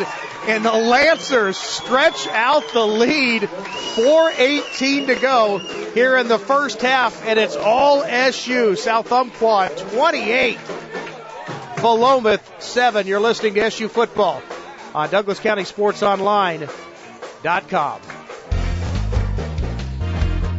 Dell's Building Supply has been an active member of the Myrtle Creek Tri-City community for more than 50 years. Dell's is also proud to sponsor its local students and a variety of school programs, including South Umpqua High School athletics. Owner Jeff Johnson and his staff wish all Lancer teams success this season. Dell's Building Supply, 102 South Old Pacific Highway in Myrtle Creek. Go Lancers! South Umpqua High School Athletics is brought to you by Dell's Building Supply, the South Umpqua Booster Club, D.R. Johnson Lumber Company, SoCo Coffee, Attorney at Law Christopher Peterman, Swanson Group, Fry's Auto Body, Express Employment Professionals, Advanced Eye Care, and the Myrtle Creek Fire Department. You're listening to South Umpqua Athletics on DouglasCountySportsOnline.com. Right in along with Ken Sherman. Bueller kicks it deep. It's taken at the 15-yard line, coming near side and not going to get any further on the stop. Number 6, Eric Kramer, 5'11", 170-pound senior, just went up high, wrapped him up around the shoulder pads, and threw him to the turf. And the Lancers have all the momentum right now. 4:13 to go, first half, 28-7 SU. Ken, I think I saw you clap your hands on that touchdown. Yeah, that was just... It was, just a merit. Merritt's being stingy tonight, isn't he? He wants them all, that's right. Yeah. He had the first 4 against Ontario. He's got the first 4 touchdowns tonight against Philomath. First down and 10. Lancer defense pumped up. Ecker straight drop pressure from Buchanan, but he got it away and it's caught. Gain of about 2. Great double coverage out there as Tristan Gross along with Matt Kennedy on the stop. Boy, I'll tell you, Buchanan flew through a opening. Thomas Buchanan, 6 foot, 165-pound senior. And Ecker had to feel that as he just got the football away. Looked like Gross might have got a hand on it. Yeah, it looked like it to me, yeah. And it just went off, tipped off his fingertips right into the hands of the receiver. But Gross and Kennedy on the stop. Gain of about 3, 2nd and 7. Clock continues to move, 3:35 and counting. Ecker up under center. Back split behind him. They'll hand it off. Not much room. Stood up. Buchanan there. Gray there. Ball pops loose. It's on the turf. No whistle, and I think SU got it. Lancers, they have it. They're saying we've got it. The official. Yes, SU football. That ball just kind of squirted out, and the quarterback was trying to find it, and one of the Lancers jumped on it. Look at that. Boy, they let that play go for a while. I guess he was just trying to get some more yardage, and somebody just pulled the football out. Did you see who got on top of it? I didn't see who recovered it. I just saw I was watching the quarterback trying to pick it up. So the Lancers catch a break, and they'll have it first down and 10 in the red zone at the 19-yard line. Another mistake here for Philomath, and now South Umpqua can capitalize again. See if they try it for the big strike right here. Kelly split to the left side, trips right. That's Reed to the left side. Kelly, Everett, and Rigsby to the near side. Merritt the single setback. They will hand it to Merritt. Goes left side, and he's going to be hit. And he lunges forward for a couple, and now here comes a penalty flag thrown by the referee, and it's going to be a hold, South Umpqua. A late flag. That was almost the end of the play. Clock will stop with 3:16 to go here. Second quarter from Corvallis High School. South Umpqua 28, Philomath 7. Brent Newton along with Ken Sherman. Now, all I like to do now is just run Merritt, eat the clock a little bit. That'll back him up. SU back to the 30-yard line. 1st and 20. Johnson. Kelly to his right, Merritt behind him. They will fake the handoff. Johnson looks, throws, and it is caught by Kelly. Bobbled it not once but twice. And then he gets inside the 20 to the 19, so he's about to the original line of scrimmage. It's 2nd and 10. Nice concentration there on the for the receiver. Like you mentioned, bobbled it up a little bit. He watched it come back into his hands and knew he had pressure there, knew he had to grab it. So Kelly looks like he's the lead blocker on that fake handoff, and then Johnson pulls it back, and then Kelly just goes into the pass pattern, and it works to perfection. Gain of 10. Johnson heavy pressure, all kinds of trouble, and he's going to go down. Not much he can do there as he's going to be sacked back around the 30. So it's lose 10, gain 10, lose 10. Jack Lehman on the pressure, and Jake McGarry finished him off. They're going to put that all the way back to the 31-yard line. First down at about the 9, so call it loss of 12. It's 3rd and 22 as the clock continues to move. Steve Stebbins probably happy to let the clock move down a little bit. 150 and counting. 4 receivers, 2 split to the left side. Rigsby and Everett split to the near side. Ball on the near hash mark. Calling out the signals is Johnson. Good snap. Penalty flag comes down. Looking across the middle. Open is Reed. Caught it. Hit. He hung on to the football. Boy, Josh play. Reed went up high. Hauled it in, and he got nailed right when he caught it by Ecker. But he hung on to the football. Credit Josh Reed. And there's a penalty flag all the way back at the line of scrimmage, and they're going to call that against SU. False start against South Umpqua. Boy, Reed, that's some courage going across the middle. That's a great grab as he caught it right in the breadbasket and he got hit right there where the ball was, but another tough penalty marker here. So that'll march it back to the 30. Going the wrong way. I guess 36. Was that a 4-yard penalty? 4th and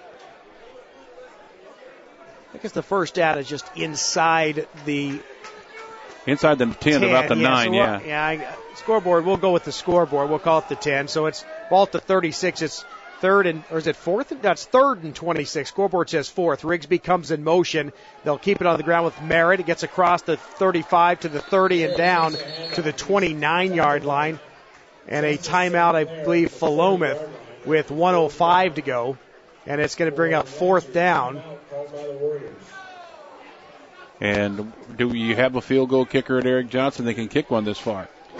You know, they do not. They've got Josh Bueller, but he's got a leg on him, but very inconsistent. So they would definitely not bring the field goal kicker on in this scenario. They'll go for it here with the 4th down and about 19 for the first down. As Philomath uses their second timeout of this first half. 1:05 to go.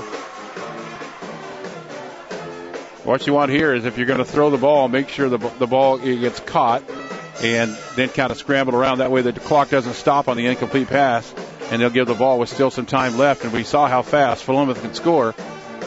And in a situation like this, too, you can also just force it down the field as well. And if it's intercepted, it's really not that big of a deal. Like a punt, yeah. Yeah, exactly. You just force it down, and if it intercepts at inside the 10-yard line, that actually works out in favor for the Lancers. It'll push the Warriors deeper into their own territory. So we'll see what SU does here on 4th down and 19. 4 receivers, 2 to each side. The single setback Merritt. From the shotgun, Johnson, 4th down and 19. Straight drop, got some pressure, rolls now, throws deep in the corner looking for Reed. It's tipped, it's intercepted in the end zone. He's going to bring it out. Bad decision by the Philomath Warrior defensive back, and he's going to be dropped at the 5-yard line. And just what I said, Keenan Connor made a horrible decision. It was tipped, and then he got the lucky tip into his hands, right place at the right time. He should have just gone down to a knee, tried to take it out. He did, and he got tackled at about the 5, and it's going to be 1st down and 10 for Philomath. And the coach just turns away from him. He doesn't even want to talk to him right now. He said, "What are you doing, young man?" So he should have just gone to a knee. It would have been 1st down and 10 from the 20-yard line. Instead, they're back at the 5, and they've been turnover prone here in the first half. Ecker up under center. How aggressive will they be? Only one timeout. 54 seconds, lobbing it near side, and it's incomplete. Avery on the coverage. The intended target was Chris Cadre. 5'5" against 6'4", 5'5" won that battle. Yeah, Avery's already got a tip ball already. He's playing it well. He got burnt once, but a bad throw there. It's second down with 50 seconds left. A good coverage by Avery. Second down and 10 from the 5-yard line. Now Philomath's got to be careful now because a couple more incompletions, and all of a sudden SU with 2 timeouts. Another interception or a fumble short maybe? Field, yeah. Even a punt in this situation. Philomath's got to be careful now. Up under center is Ecker. In motion comes McGarry. Pressure in the end zone. He's going to be hit by Pence and dropped. Safety for SU. There's the call. Tanner Pence got in there. And the quarterback's down. And Ecker is still on his back. Pence got in there in a hurry and dropped him. And Bayou Mills' defense has been fired up since the start of this ball game, and the talented senior quarterback on his back. 2 more points for the Lancers. The safety, it's 30-7, and now SU gets the football back, Ken. And another thing, with Ecker injured, he's also their kicker and their punter, so the Lancers might get very good field position, and they still have 2 timeouts with 42.7 seconds. Yeah, that was the mistake by the interception kid to bring it out of the end zone, and you get it there deep, and Ecker's now sitting up at least, but I'm looking. Is that a medical term? Yeah, interception kid. Interception kid, yeah. Well, they're going to pick Ecker up now. He's going to get up, but Keenan Connor was the. There we go. Warrior who got the interception. Remember the number. And instead of going down to a knee, it cost his team. He would have gone down to a knee, and it would have been first down and 10 from the 20. Instead, he tried to take it out of the end zone. He did, and he was dropped at the 5-yard line. And 1 incompletion, and then a safety. Tanner Pence getting in on the quarterback, Ecker, dropping him for the safety. It's 30-7, and now the Lancers will get the football. And like I said, this could be tough because Ecker does all their kicking and punting chores, and I don't think he's going to do it now. He's walking over to the sideline with the trainer. So the Lancers have 2 timeouts and plenty of time.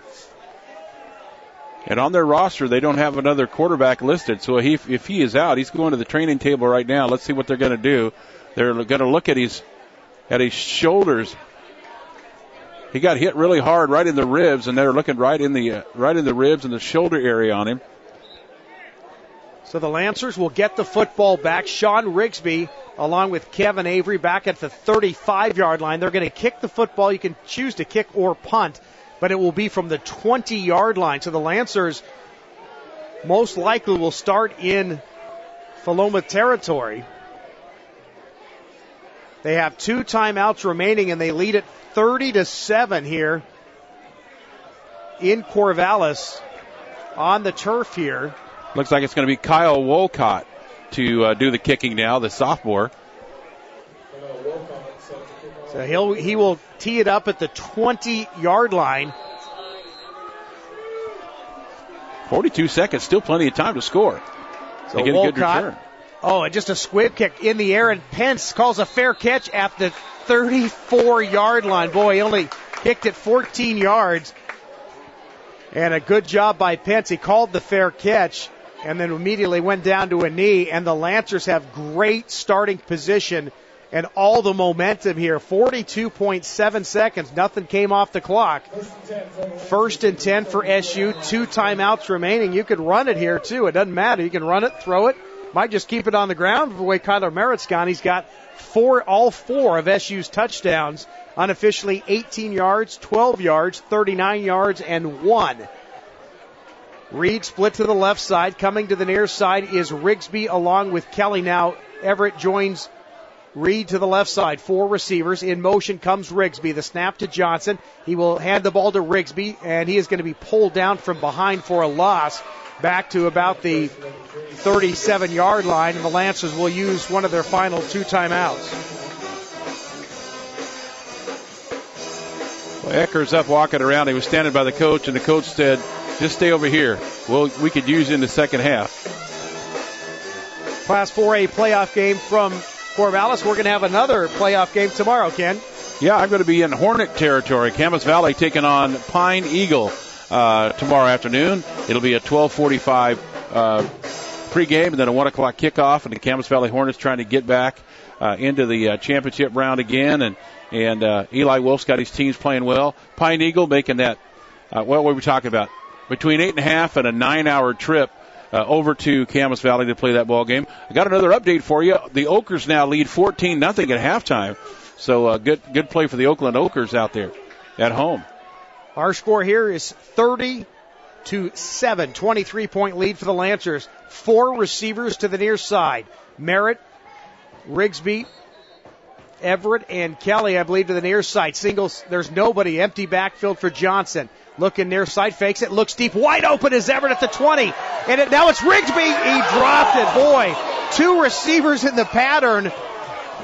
Everett was out about the 15, and all of a sudden Rigsby comes sprinting down the sidelines and tried to haul it in. It kind of hit him in the shoulder pad. And it looked like the intended target was Everett, but Rigsby all of a sudden just turns on the jets, runs by Everett, but dropped the football at the 10-yard line. Like you said, just bouncing off the top of the shoulder pads, and Eric Johnson gives him a high five when he comes back. And still 25.9 left at a third down here. Well, is that the way you drew it up? That's crazy. Just Everett was wide open, had about a 3-yard gap between himself and the defensive back, and then just coming to Everett's right, just sprinting down the sideline was Rigsby, and he looked like he was the intended target, but just popped off the shoulder pad. They were going to hand the ball to Merritt, try the near side, and he's going to go down, maybe a 1-yard gain. And the Lancers may just run the clock. Now they're going to take their final timeout with 15 seconds to go. 15.1 to go. I mean, they had the play. They had the touchdown there. Had Rigsby, even if he would have caught that, he was kind of off balance. It looked like even if he would have caught it, he would have just fallen to the turf as he was going down. But had he just been able to just catch it on the run, he would have just walked into the end zone. But just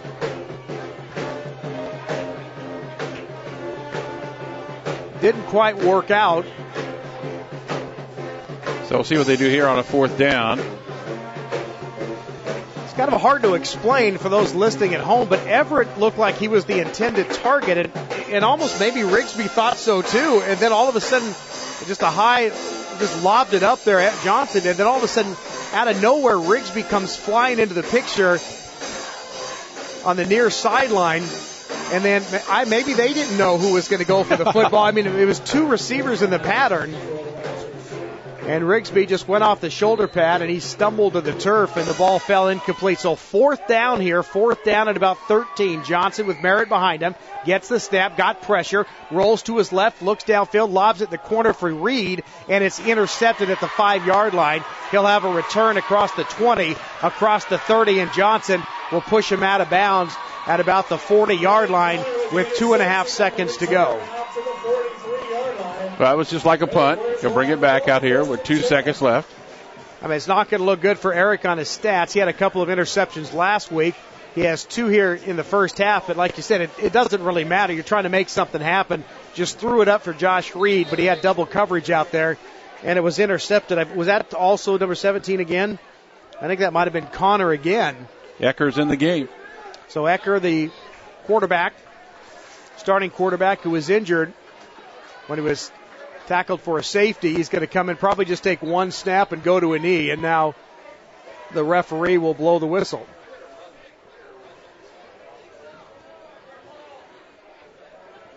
You want to say something to Ecker, I guess. Now the referee says, go ahead and snap the football. And Ecker is going to try to throw the ball, straight drop. Got some pressure. Watch out. He's going to get hit from the side. Got out of the way. Still Ecker. Now he's going to tuck it under. He's going to run, and he'll just go out of bounds after he picks up about 11 yards. And that's the end of the first half, folks. Great football game. If you're a Lancer fan, SU 30 and Philomath 7 here at halftime in Corvallis. We'll take an extended timeout and come back with the halftime show.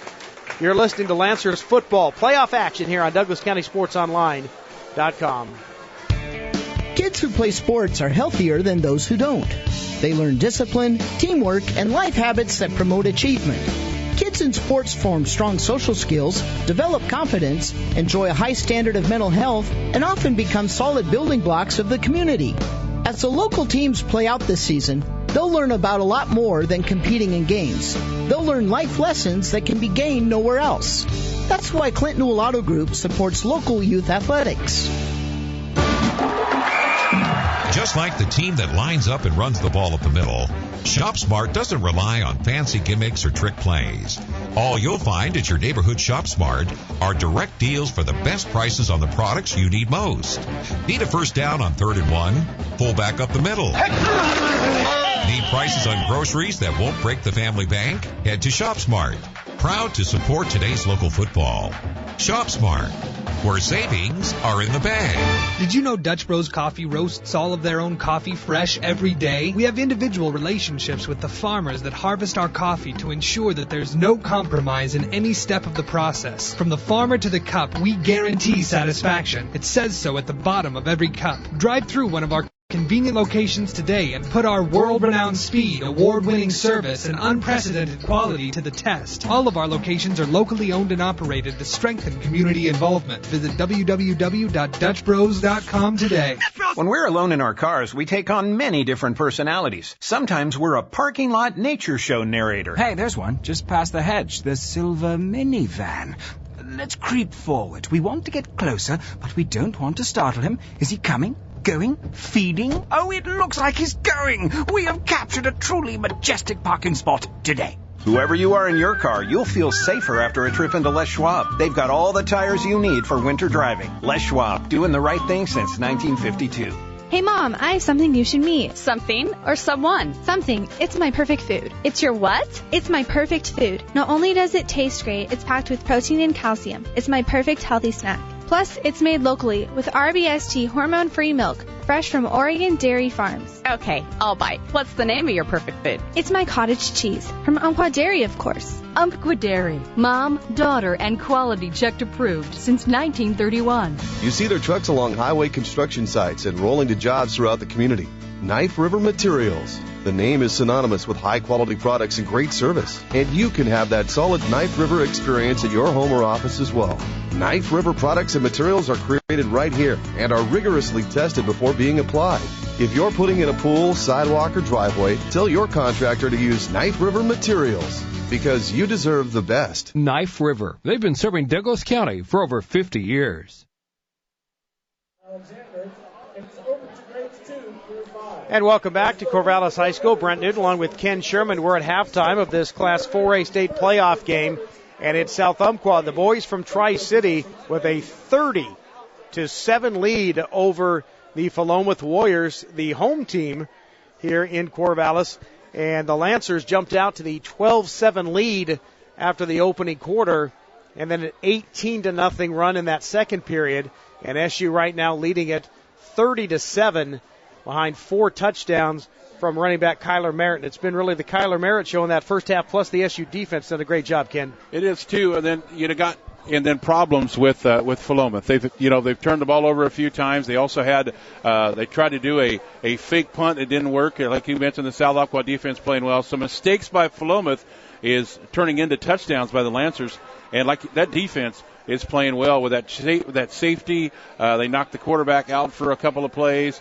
So right now, the Lancer defense and the offense playing well, and a couple of interceptions by Johnson, but it really didn't hurt him that much. Like you said, it's going to hurt him in his stats, but other than that, it's just like a punt basically. And so Lancerville doing good. Not so good for the Roseburg Indians right now, as the 6A playoffs is going on here today. And at the half right now, it is Sherwood leading 35-6 at halftime.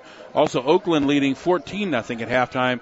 At the what's the name of the field there? Eddie Field. Eddie Field. I was going to call it the Nut House, but that's their basketball arena. So the Lancers right now leading it by a score of 30-7. They jumped out to a 6-0 lead on an 18-yard touchdown run from Kyler Merritt. The extra point was no good, and SU had the 6-0 lead.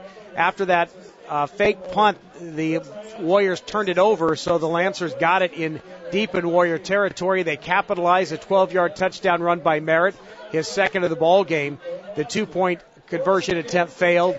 It was 12-0 South Umpqua. Philomath would answer a good drive. They'd score on a 17-yard touchdown pass from Ecker to sophomore tight end Kel Stevie. The extra point good, and it was 12-7. That was our score after the opening quarter.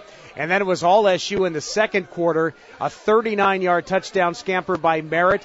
The 2-point conversion good. A Johnson run made it 20-7. Then the Lancers on a 4th down and goal got it in. Barely, but Merritt got it across the goal line. A 1-yard plunge on 4th down.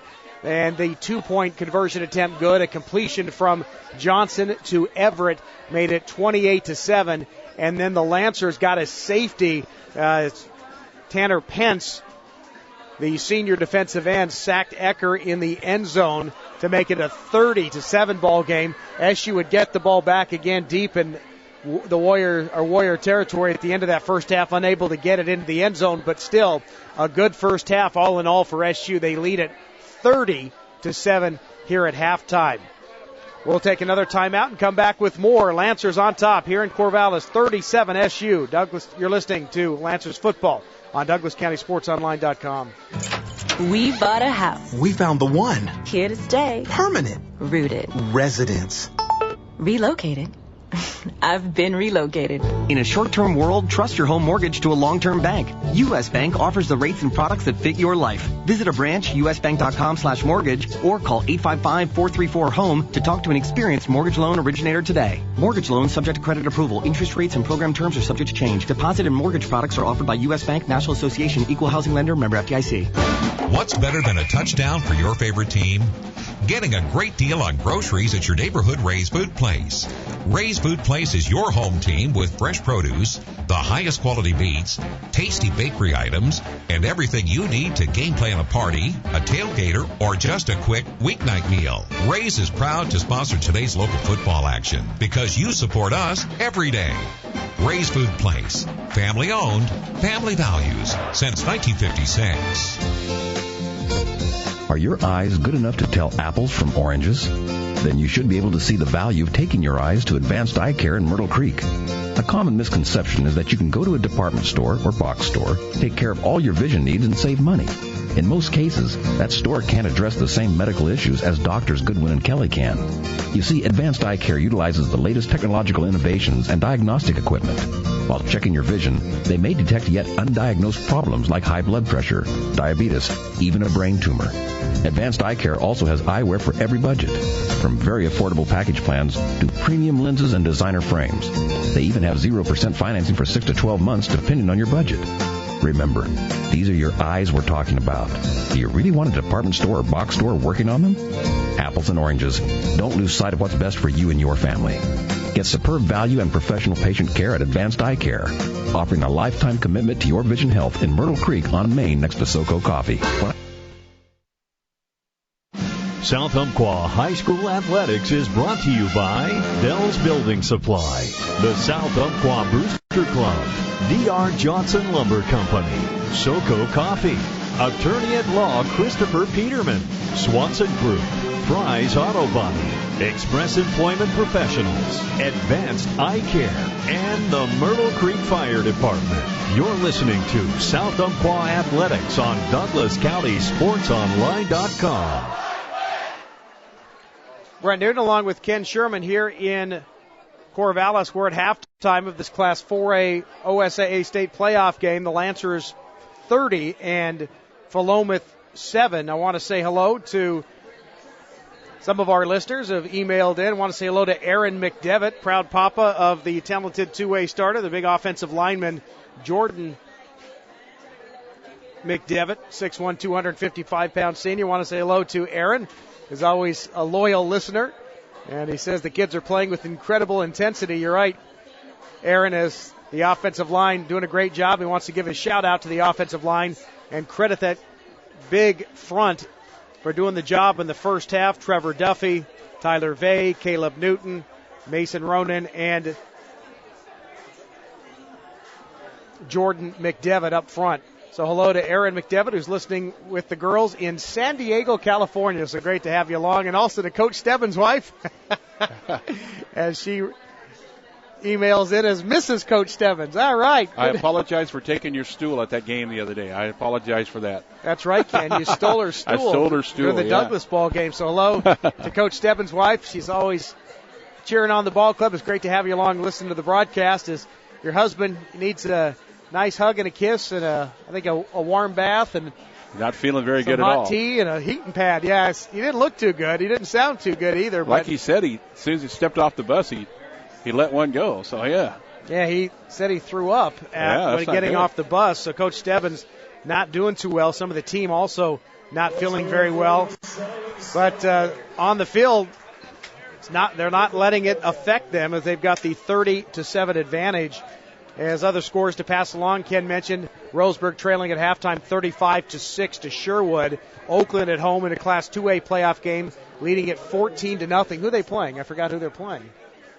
Oakland? Yeah. I did too. Yeah, we were so involved in this one. Yeah, and then I'll check it out in a minute. And then the other game that was finished earlier, two Douglas County teams, it was the road team, Yoncalla 66 and Days Creek 60 in overtime. So Yoncalla will head into the round of 8, the quarterfinals in the 1A state playoffs. And then the 4A bracket, just taking a look at those, Ken, looking at the SU bracket down at the bottom, if the Lancers can hold on and win, their opponent's going to be a familiar foe. Right, LeGrand and North Bend are playing each other tonight in North Bend, and if South Umpqua can hold on, and if North Bend wins, then the Lancers would go to North Bend, but if LeGrand can pull the upset, then the number 15 seed, then they would go to LeGrand. Other games, Sweet Home is playing Phoenix. Well, that would be at home most likely. Yeah. It would be probably in South Umpqua. Because we have a better seed, yeah. Siuslaw and Mazama will play tomorrow afternoon at 1 o'clock. Banks and Cascade tonight. Also Malala and Scappoose playing each other tonight. Crook County and Junction City are playing. That's an 8-9 matchup. That could be a pretty good ball game in Junction City. We drove through there earlier. And the number 1 seed, Gladstone, taking on the 16 seed Sisters from the Sky M. So a couple of Sky M teams, Sisters and Junction City in there. So some pretty good ball games. The only game coming up tomorrow is Siuslaw and Mazama, the number 3 seed and the number 14 seed. And then, of course, we'll have some 1A football for you tomorrow, a little 8-man action. Brent talked about Days Creek and Yoncalla. Camas Valley Hornets playing Pine Eagle. And they probably left on Wednesday from that game. They're in Halfway, Oregon, if you know where that's at. That's about a 9-hour drive. And it's if you go to Halfway, Oregon, if you look to the left, or if you look up in the air, you'll see Billings, Montana. If you look down below you, you'll see Idaho. I mean, they're out in the middle of nowhere, but like a 9-hour, I can't imagine riding a bus for 9 hours. And that's by car. I want to say 9 hours by car, so you can imagine so they probably left Wednesday. Yeah, they're gonna be worn out by the time they play tomorrow. They're gonna face a very talented Camas Valley team as Eli Wolf's team just getting better and better each week. They started off the season with that loss, and they've won 6 consecutive games, and they're looking to get back into the quarterfinals if they can win tomorrow against Pine Eagle. Fans earn rewards, exclusive discounts, and preferred rates with a U.S. Bank package. Choose a silver, gold, or platinum checking and create a package with the features that are right for you. U.S. Bank, all of us serving you. See Banker for details. Deposit products offered by U.S. Bank National Association, N.A. Member FDIC. We'll take one more timeout. We'll come back with the second half. The Lancers in control right now. It's SU 30. Philomath 7. You're listening to Lancers football on DouglasCountySportsOnline.com. For over 25 years, Clint Newell Auto Group has worked to earn a name that means more than just another great deal. It's important to us that our name means the best in service, maintenance and repair, and customer satisfaction. We're also proud to be part of this great community by sponsoring and helping many of the events we all know and enjoy. It's our way of saying thanks to all of you who helped Clint Newell Auto Group become Douglas County's #1 dealer. Clint Newell Auto Group, where our name means more. That coffee's good. It's so creamy. It's this new fat-free half and half from Umpqua Dairy. Fat-free half and half? How's that even possible? I don't know. Magic cows? It says on the carton, Umpqua Dairy's new fat-free half and half is made from real milk and is 100% oil-free, so magic cows. Wonder what magic cows look like. Evidently fairly skinny. Well, that would explain the fat-free. Think I'll have another cup and extra half and half. Umpqua Dairy's new fat-free half and half. It's made using local RBST-free magic cows. And it's not just for coffee. It's a great cream substitute in your favorite recipes. Look for it in your Grocer's Dairy case today. Just like the team that lines up and runs the ball up the middle, Shop Smart doesn't rely on fancy gimmicks or trick plays. All you'll find at your neighborhood Shop Smart are direct deals for the best prices on the products you need most. Need a first down on 3rd and 1? Pull back up the middle. Need prices on groceries that won't break the family bank? Head to Shop Smart. Proud to support today's local football. Shop Smart, where savings are in the bag. Dell's Building Supply has been an active member of the Myrtle Creek Tri-City community for more than 50 years. Dell's is also proud to sponsor its local students and a variety of school programs, including South Umpqua High School athletics. Owner Jeff Johnson and his staff wish all Lancer teams success this season. Dell's Building Supply, 102 South Old Pacific Highway in Myrtle Creek. Go Lancers! This may sound like a typical high school basketball game being played on a Friday night in Oregon. In fact, it's a crash course in cooperation and teamwork. It's a test of dedication, determination, and drive. It's character development in action. If you think high school sports are only about competition, think about this. High school sports can play a critical role in a student's overall education. In fact, studies show that students who participate in school sports are more likely to enjoy greater levels of achievement in their academic lives. At the same time, playing sports helps teach lessons not covered in the classroom. Lessons like tolerance, respect for the rules, and the importance of supporting your community. High school sports, a winning part of a complete education. This message presented by the Oregon School Activities Association and the Oregon Athletic Directors Association. Brent Newton along with Ken Sherman here from Corvallis High School, Spartan Field. The Philomath Warriors, the home team here in this Class 4A playoff game. The Lancers right now wrecking the fun for the Warriors. It's SU 30 and Philomath 7. Both teams back on the field. The Warriors on the near side, then the Lancers are actually warming up on the field in their road white uniforms, black helmets and black pants.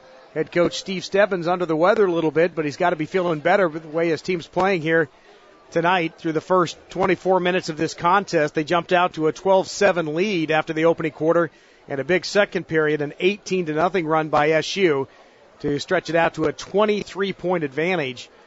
And the Lancers will get the football first here in the second half. Yeah, we were just going over the brackets a few minutes ago, and we were wondering how things were going at North Bend and LeGrand. We just got an update at halftime. It's North Bend 57, LeGrand 8.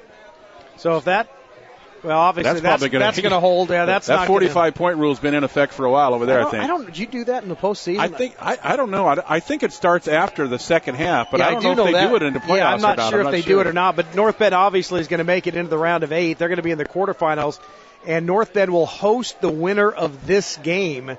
So right now, if SU holds on, folks, it's going to be a rematch between North Bend and South Umpqua. But the Lancers still have 24 minutes of work to do. We'll take one more timeout, and we'll come back in 30 seconds and kick this one off. Second half coming up on DouglasCountySportsOnline.com. When we're alone in our cars, we take on many different personalities. Sometimes we're a vanity plate decoder. ILV2X4S. What does that mean? I live to cross fours. No, that's nothing. I Las Vegas 2X's. Like X's in Vegas? No, ILV2X4S. What? I love 2x4s. Oh my, he's a contractor. Whoever you are in your car, you'll feel safer after a trip into Les Schwab. They've got all the tires you need for winter driving. Les Schwab, doing the right thing since 1952. So the Lancers will get the football first here in the second half. 30-7, Lancers have the lead. Back deep to receive, Sean Rigsby along with Kevin Avery standing around their own 15-yard line. Trey Ecker will do the kicking chores. The ball teed up at the 40. The Lancers already up by 23. The offense will come out on the field first. The Philomath defense hasn't had too many answers. We'll see if they were able to do something on the chalkboard at halftime to try to stop this SU offense. Lancer fans out in full force here. Great turnout coming over from the Myrtle Creek Tri-City area. The band is here. The cheerleaders are here. Most importantly, the Lancer football team is here and playing well. It's an onside kick, and it's going to be taken by Everett. Nice hands by the big tight end, and he just plops to the ground at the 47-yard line, and SU has it first down and 10 at their own 47. They put some of the sure hands guys up there just in case, and he was right there at the right place, right time, falls to the ground. Good field position for the Lancers to start this third quarter. Now to run the ball a while and get some more stuff done. So first down and 10 for South Umpqua. Great starting position. Eric Johnson will bring that offense out. Split to the near side is Sean Rigsby. Kelly and Reed are split to the left. The single setback is Kyler Merritt. He had a huge first half, 4 touchdowns. Kyler will not get the handoff. Johnson fakes it, now throws wide receiver screen. Boy, get on it, and that might be a turnover. And it is, no, it's going to be an incomplete pass, I guess. He threw it forward, which is good. Looking for Josh Reed. The Philomath defense thought that it was a backwards pass. It was a lateral, but they're saying he threw it forward barely, and it's going to be second down. No red flag out there from the Philomath coaches. No coaches challenge. Not going to go up to the booth, huh? Yeah, no. So Lancers breathe a sigh of relief there. Second down and 10. Rigsby to the near side, same formation. Johnson from the shotgun checks out the Philomath defense. Looks like they might have the blitz on. And they're going to hand the ball to Merritt right up the middle. Got huge room. First down, 40. One man to beat, 30. 20, far sideline, 10, 5, touchdown. Kyler Merritt.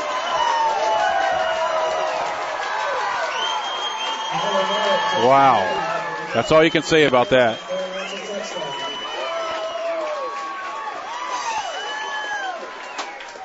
.53 yards, and the junior scores for the 5th time. And I think that blitz just ran right by Kyler Merritt. Sometimes being aggressive doesn't pay off, and the Lancers had the right play call. Great blocking by that front 5. Josh Bueller on to try the extra point. The placement down. The kick is low, but it is good. Just snuck over. And the Lancers extend the lead. We'll keep it right here with 11:43 to go. In just 17 seconds, the Lancers go 53 yards on 2 plays.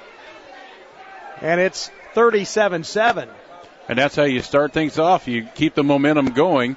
And now the question is, how healthy is the quarterback for Philomath after he went out at the end of that first half? He did come and kick, but he kicked just an onside, and he looks like he had a rib wrap or something on. It looks like he's taking it off now because they were checking his ribs and his chest earlier when he went out in the end of the first half. So we'll see how healthy he is. But a lot of work to do, but the Lancers march down the field and score it. Boy, South Umpqua just playing fantastic on both sides of the football. Bayern Mills has that defense playing well. Only 7 points in the first half, and they're just flying all over the field. And Philomath, one thing, their coaching staff, they're trying to be aggressive and try to make things happen, but it just hasn't worked out for them. They tried the onside kick to start this second half, and it backfired as SU scores again, 37-7. That ball is just hits at the 10. The returnman didn't know who should pick it up. Finally they do. It's going to be number 21 going right up the middle, Jordan Weaver. He's going to be hit hard and dropped around the 25-yard line by a host of Lancers. I think Buchanan was there. Number 14, Thomas, 6'2", or 165, senior. And it's first down and 10 at the 24-yard line for the Philomath Warriors. Jerry Atherton is one fired-up guy out there. He's high-fiving everybody, hitting everybody where they're supposed to go.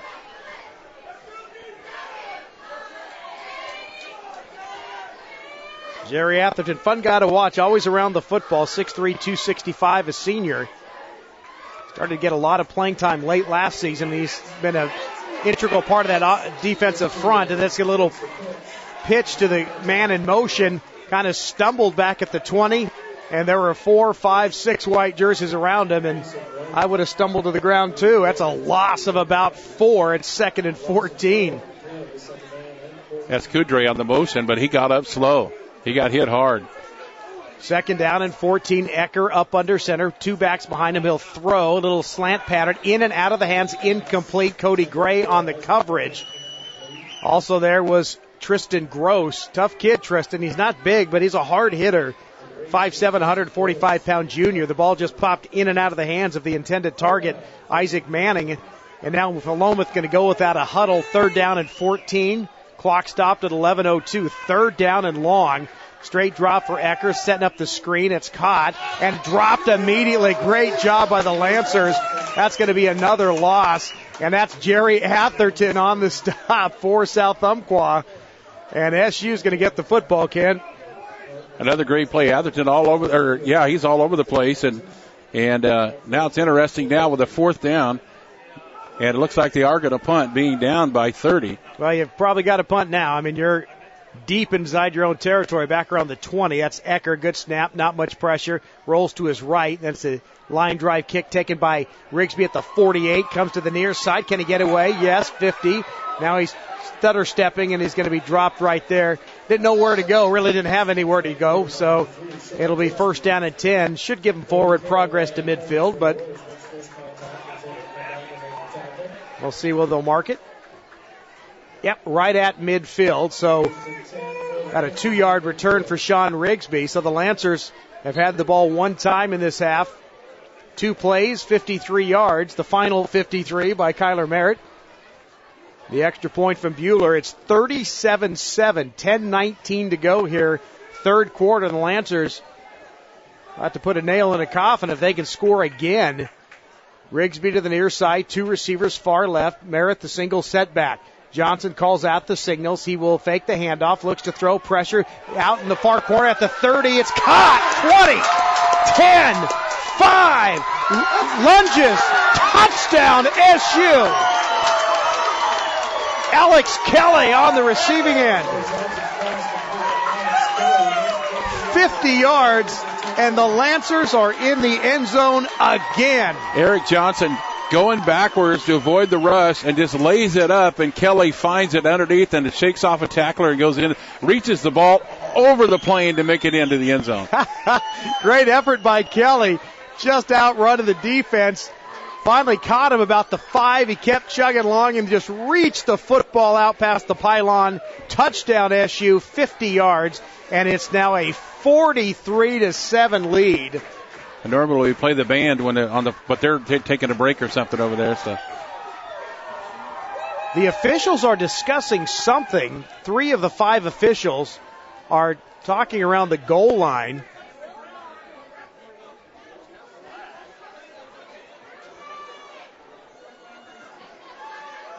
Not sure exactly what they're discussing, but it doesn't have any effect on the play. So the extra point now, Rigsby will do the holding chores. Ball placement down, another line drive, and the kick is up, and it is good.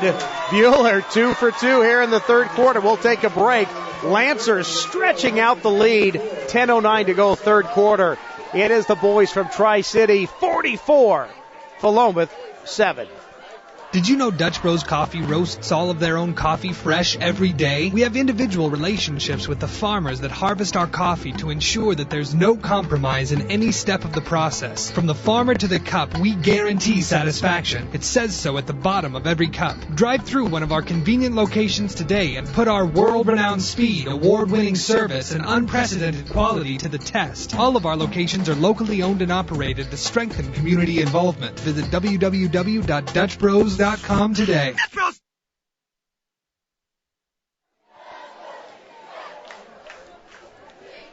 We're in along with Ken Sherman here at Corvallis High School, Spartan Field, and it's all South Umpqua. It was 30-7 at the break. Back-to-back touchdowns here in the first 1 minute and 51 seconds of this 3rd quarter, and the Lancers in control, 44-7 coming into this one.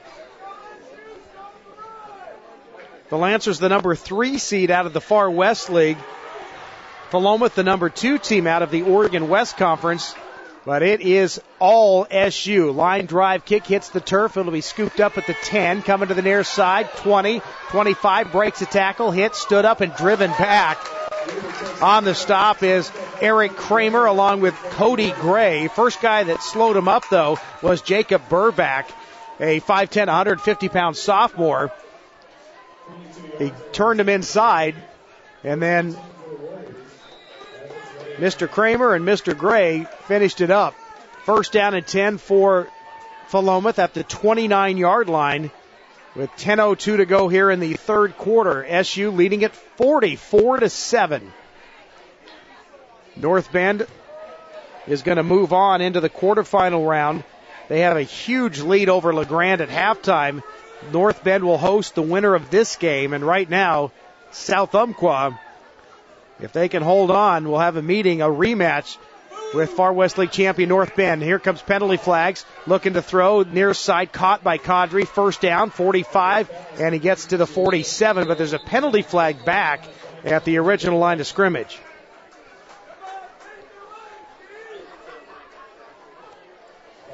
False start against the offense. So that's going to march Philomath back, so wipe away the pass completion.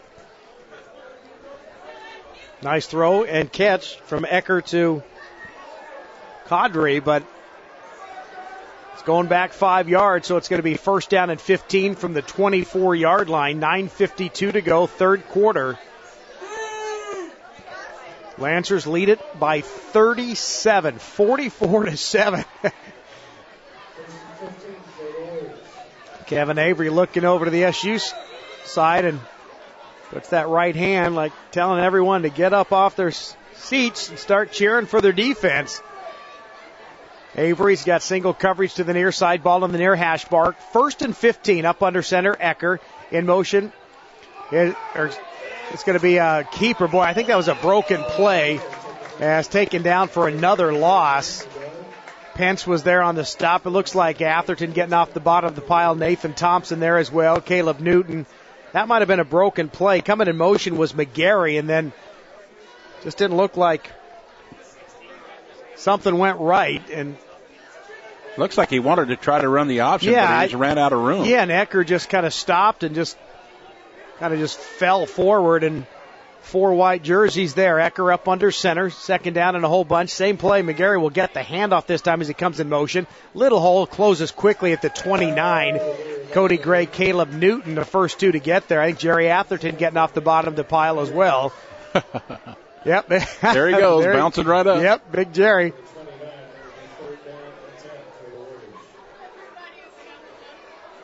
So it's third down, close to the original line of scrimmage. We'll call it third down and 11. Ball about the 28-yard line. First down out at the 39. Third down and 11. 8:30 to go, third quarter. Ecker checking out the SU defense. Fakes the handoff. Drops back. Pence in on him.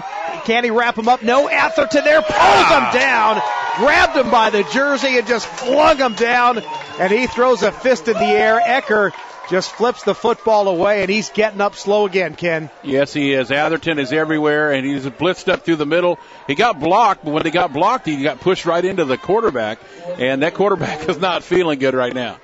Atherton just grabbed him right at the 1 and the 6 and just wouldn't let him go, and just as he was going down, just pulled Ecker down, and he didn't do it gingerly. Ecker is going to stay in and punt. No pressure. Good kick. Rigsby will call a fair catch at the 49, the SU 49, and that's where the Lancers will start their third possession of the second half. 7:44 to go here in the third quarter. South Umpqua 44, Philomath 7. The Lancers just in control right now, Ken. I didn't think a lot of people would expect this. I figured there'd be a great put up here by Philomath, but mistakes and have cost Philomath quite a bit, and that defense forced South Umpqua came to play tonight. Oh, fantastic. And the running game, that huge offensive line just doing the job really on both sides of the football. Merritt again. Big hole closed quickly. Stutter steps across midfield, gets into Philomath territory to about the 47-yard line. Gain of around 4 brings up second down and 6. Rigsby to the near side. Merritt the single setback. Reed split to the left side. Double tight end. Johnson from the shotgun. Second down. Handoff. Merritt left side. Breaks one tackle. Gets to the 45. He stood up and driven back, but Merritt's not going to go anywhere. He'll stay on his feet as they blow the whistle. Play is dead, but they'll give him forward progress. And it brings up third down and 4. Ball just inside the 45. The first down is at the 41, so third down and a short 4, we'll call it. Reed, far side of the field, the Lancer side of the field. They're all alone over there. All the seating is on this side. And there's a miscommunication there as the center, Newton, snapped that. I think he went on 1. The rest of the team was on 2, I think. Yeah. I mean, you can make a play out of that once in a while. Some teams have done it, but I don't think in high school you can do that. I remember I was watching the video when Arkansas had a lineman switch with a running back real quick and threw the touchdown pass. Did you see that? I did not. That was crazy. The lineman came back, took the running back spot. They hiked the ball directly to him, and he threw a touchdown. Trips right. 3 receivers to the near side. That's a low snap. Good hands by Johnson. Picks it up, throws to Everett. Caught it. First down inside the 40. Dropped there at the 37. First down SU.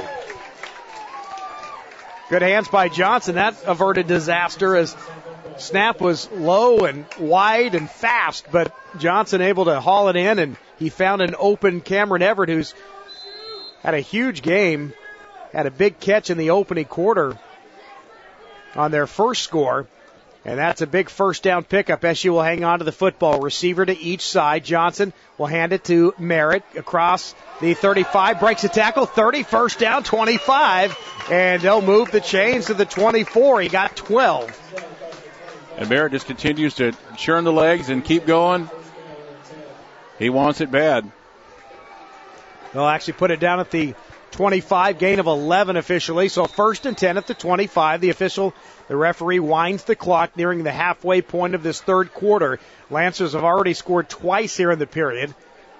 A Kyler Merritt run and Alex Kelly touchdown reception from Eric Johnson. First down and 10. Eric will hand the football to Merritt, and he's going to be stood up and dropped. Loss of probably a yard. Clock will continue to move. 5:55 to go third quarter. South Umpqua 44, Philomath 7. Lancers have scored 32 unanswered points.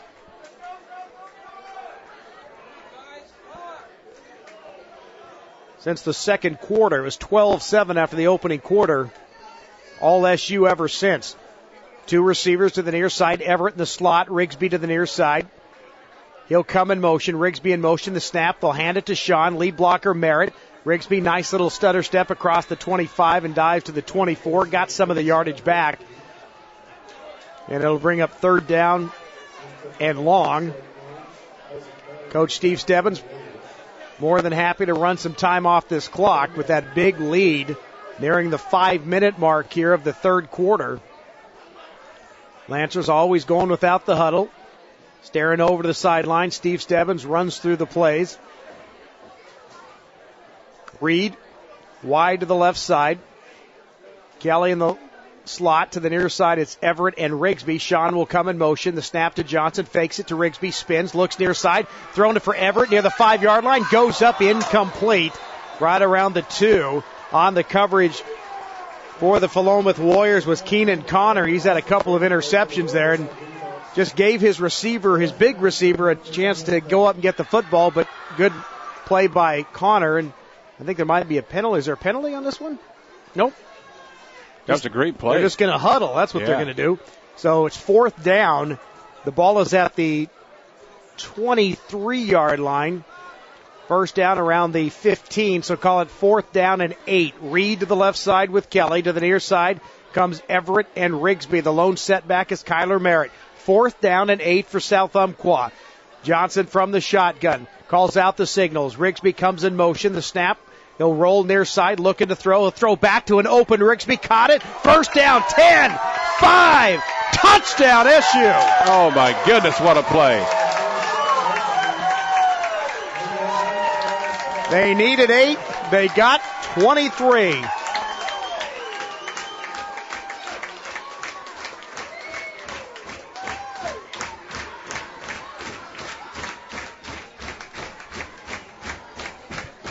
We're going to let the crowd sing the fight song here. Lancer fans don't need a band here. Rigsby will stay on to try. He'll do the holding duties. Good snap, placement down. The kick again is low, and it's no good. Didn't get over the crossbar. Barely had the distance, but just went underneath it as Bueller didn't get it all. We played about 7 minutes, a little over 7 minutes here in the third quarter, and the Lancers continue to stretch out the lead. SU 50 and Philomath 7. When it's time to huddle up the team for a family meal, make sure your game plan includes a trip to Ray's Food Place. Your home team needs a hometown store, and that's how Ray's got started in 1956. A good home team needs the perfect combination of offense, defense, and special teams. And Ray's Food Place scores best with great pricing, quality products, and friendly service. Ray's is proud to sponsor today's local football action. Ray's Food Place, family-owned, family values, since 1956. Hear what one of Avista's customers has to say about energy efficiency. I'm John, and my wife Roberta and I bought this house about 10 years ago. This is an older home, and we decided to work with it to increase efficiency when we could. We've changed some appliances and worked with our utility company to get some rebates. And I think we believe firmly that enough people in town making small choices adds up to a big collective impact. Join the effort and start saving today. Download rebate forms at everylittlebit.com. Lancers will kick the football away. It's a line drive kick. It's deep. It hits at the 7-yard line. It rolls into the end zone, and that will be an automatic touchback. And Philomath will take it at the 20-yard line. 23-yard touchdown strike from Eric Johnson to Sean Rigsby. Extra point was no good. Lancers lead it 50-7. I don't think anybody thought it was going to be a score like that, Ken, here in this opening round playoff game. Philomath is used to this field. I talked with the public address announcer, who's the Philomath PA public address announcer. He's here doing the duties. He said they normally play their playoff games here in Corvallis, so this is their home away from home. But it's all South Umpqua. It's a double reverse. Coming to the near side is Kadri. He breaks one tackle across the 25, and he's taken down at the 27. On the stop for South Umpqua is number 68. That is the place kicker, Josh Bueller. Also there was Dalton. Was that McGee or Burback? I believe that was McGee, Dalton McGee, number 42. Still got quite a few of the starters in there for defense. Second down and about 3 for, they'll give him 8 yards. We'll call it 2nd and 2. In motion. McGarry looking to throw down the middle, and it is tipped and almost intercepted. Boy, nice job. There are 3 white jerseys there. The intended target was Isaac Manning. At the last second, it was Eric Kramer just stepping in front of that pass. He put up a big right paw and almost hauled it in with one hand. Falls to the turf, incomplete. 3rd down and short now for Philomath.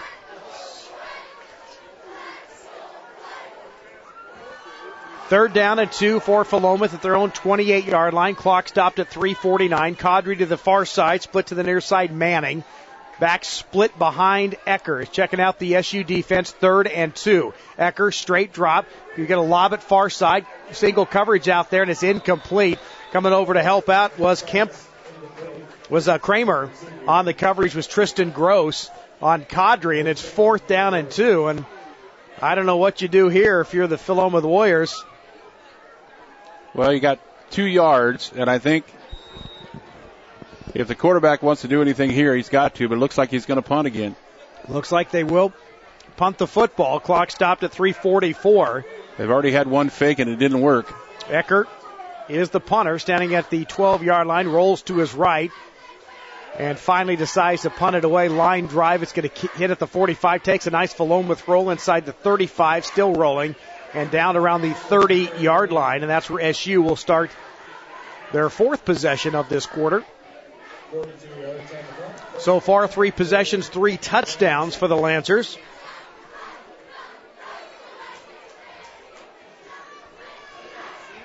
Kyler Merritt scored the first 5 touchdowns of the game for the Lancers.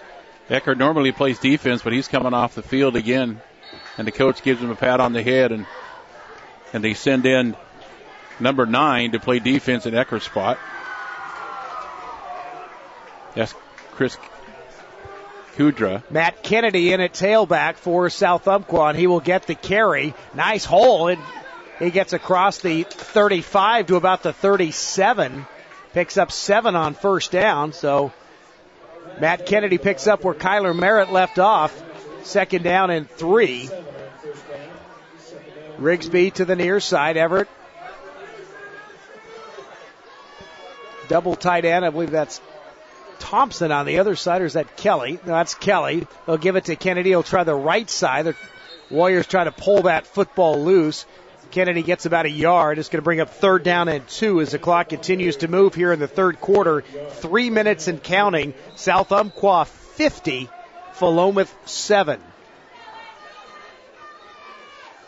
And he is telling the truth, too. Want to say hello to Jeff Johnson from Dell's Building Supply. Looking for a North Bend score, and you can give it to him in a moment here. 3rd down and 2. Johnson will hand the ball again to Kennedy. 3 straight to Matt, and he's not going to get the first down. Stopped at the line of scrimmage. It's 4th down.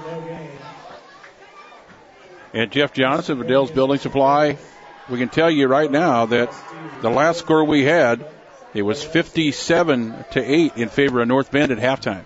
So North Bend will move on to the quarterfinals, and they will host most likely South Umpqua. I mean, the Lancers haven't won it yet, but they're in control at this point.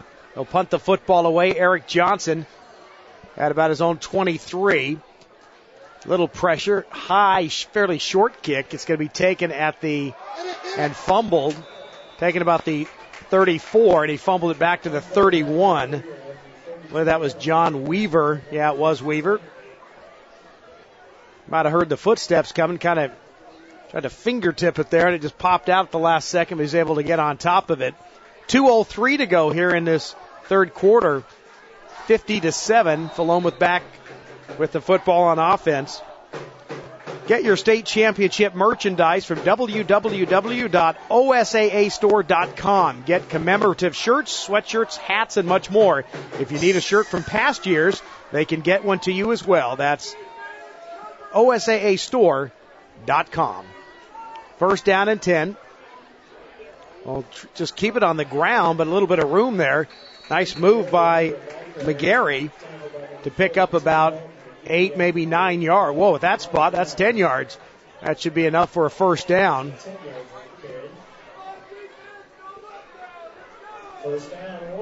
Lancers still have most of their first-team defense out there. I can see checking into the football game is Aaron Fish. Wears number 70, 5'8", 210, only a junior.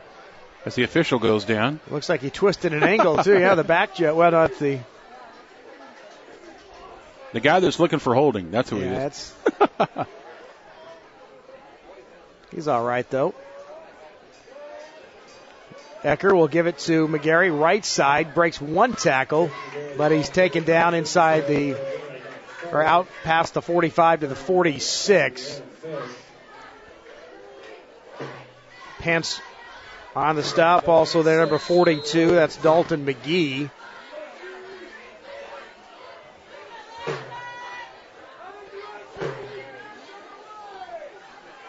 Most of the starters still out there on defense for SU. 50 seconds and counting, third quarter. Philomath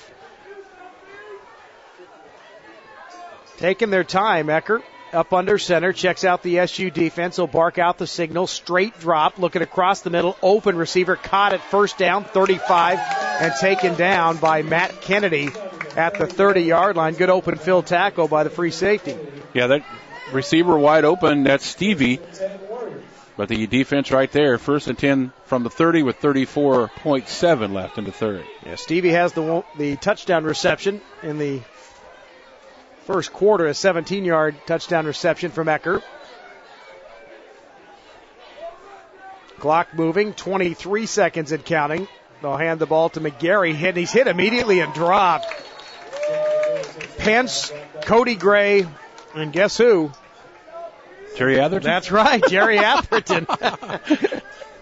As you looked at me and said Jerry Atherton, yes, that's... Was that? I was just seeing if that was a quiz or not. Yeah. That's right, 64, Jerry Atherton. That's going to be it. And that's the end of the third quarter. Lancers stretch out the lead. Final 12 minutes tonight, and it's all SU. Lancers 50, Philomath 7. Back with the fourth quarter on DouglasCountySportsOnline.com. Sports fans, it's time for U.S. Bank's tips for a winning season. 1. Don't tuck your jersey into your jeans. 2. Don't talk to strangers about your fantasy team. 3. Sign up for U.S. Bank's mobile banking so you can bank on the go and focus on the game. Visit a branch or go to usbank.com/mobile. U.S. Bank. All of us serving you. You may be charged access fees by your carrier dependent upon your personal plan. Check with your carrier for details on specific fees and charges. Web access required to use mobile banking. To recognize the achievements of every student. That's the mission of the South Umpqua High School Booster Club. Each year, the boosters bring awareness to the community about student achievements. Get involved. Visit a booster club meeting on the second Monday of the month at the district office starting at 6:30 in the evening. South Umpqua High hosts 13 sporting activities from the fall through spring sessions. Contact Lisa Lemming at 580-8405. Support your community. Support South Umpqua Booster Club. Right in along with Ken Sherman as we got back just a few seconds late as Ecker looking deep into the end zone. And the ball falls incomplete. Triple coverage back there by the Lancers. Tristan Gross, Matt Kennedy, and Eric Kramer. And it brings up a third down. I think Ecker got hit too right after he released that, right when he released that football. And they're wearing down that senior quarterback.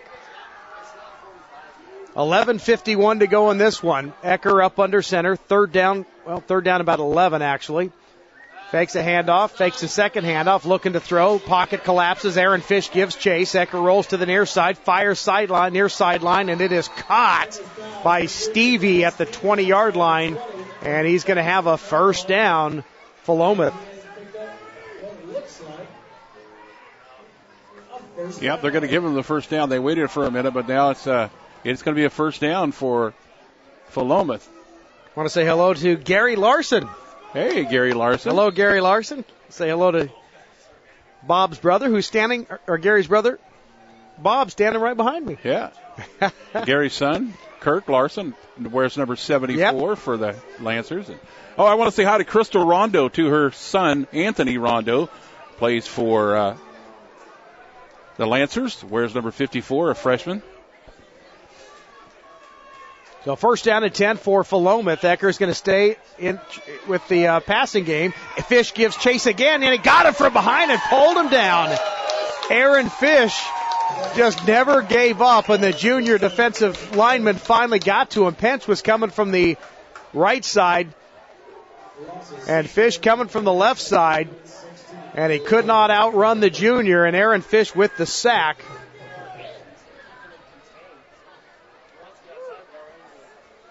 Aaron McDevitt, 64-8. He passes along the score. North Bend, 3 minutes to go in the third quarter. So the Bulldogs most likely will meet up with Far West League foe South Umpqua next Friday.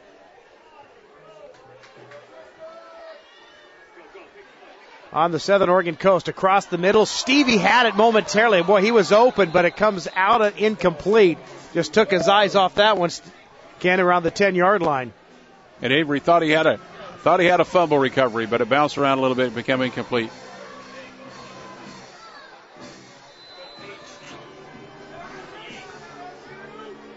Our buddy Brian Mills up here, calling out the defensive signals. Defensive coordinator Brian Mills. Dusty Peary's helping with the offense. Feeling pretty confident right now. It's 50-7, 43-point lead for South Umpqua. 10:48 to go, third down and long. Ecker straight drop, looks far corner of the end zone, lobs it up, and it is caught. Touchdown, Philomath. As on the reception is Isaac Manning. You just got in between Matt Kennedy and Kevin Avery, and the Warriors finally get on the board with 10:42 to go in this game. You know, it's just going to be a matter of time with the way this kid throws the football. He found a guy open in the end zone, and first score since the first quarter. Unofficially, I think 26 yards to Isaac Manning. Now Ecker says we need one more person on the line. And there's the 11th man flying onto the field. Ecker will do the kicking duties, and the kick is high and deep and right down the middle. 10:42 to go. Philomath finally scores here. That breaks a 38-point run by the Lancers. It's 50-14. Back with more on DouglasCountySportsOnline.com. Kids who play sports are healthier than those who don't. They learn discipline, teamwork, and life habits that promote achievement. Kids in sports form strong social skills, develop confidence, enjoy a high standard of mental health, and often become solid building blocks of the community. As the local teams play out this season, they'll learn about a lot more than competing in games. They'll learn life lessons that can be gained nowhere else. That's why Clinton Newell Auto Group supports local youth athletics. When we're alone in our cars, we take on many different personalities. Sometimes we're a bumper sticker ranter. Vote for Ted. Okay, which Ted? Oh, better not be the Ted I know. Because let me tell you, I wasted 2 years of my life waiting for that Ted to get it together, and there is no way he would get my vote. Oh, unless we're voting for deadbeat boyfriends, and that he would win by a landslide. Whoever you are in your car, you'll feel safer after a trip into Les Schwab. They've got all the tires you need for winter driving. Les Schwab, doing the right thing since 1952.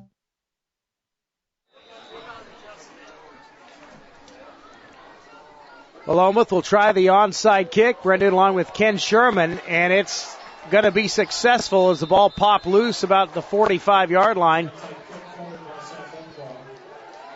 Boy, did the Lancers get it? Lancers got it. They got it. Boy, how did that work out? 3 black jerseys there, and the 1 white jersey somehow got it, and that was Nathan Thompson who got on the football. Boy, that looked like it was going to be a successful onside attempt, but instead Nathan Thompson foiled that, and SU will get the football in good starting position at the 46-yard line.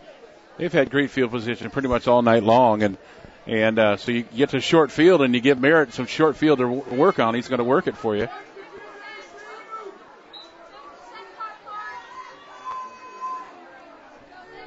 First down at 10. They'll hand the ball to Kennedy, who stood up after a gain of about 2. And it brings up second down and long. 10:30 and counting here in this one.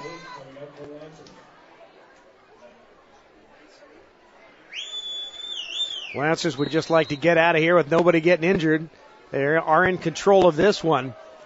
And they are looking for a rematch with North Bend next Friday.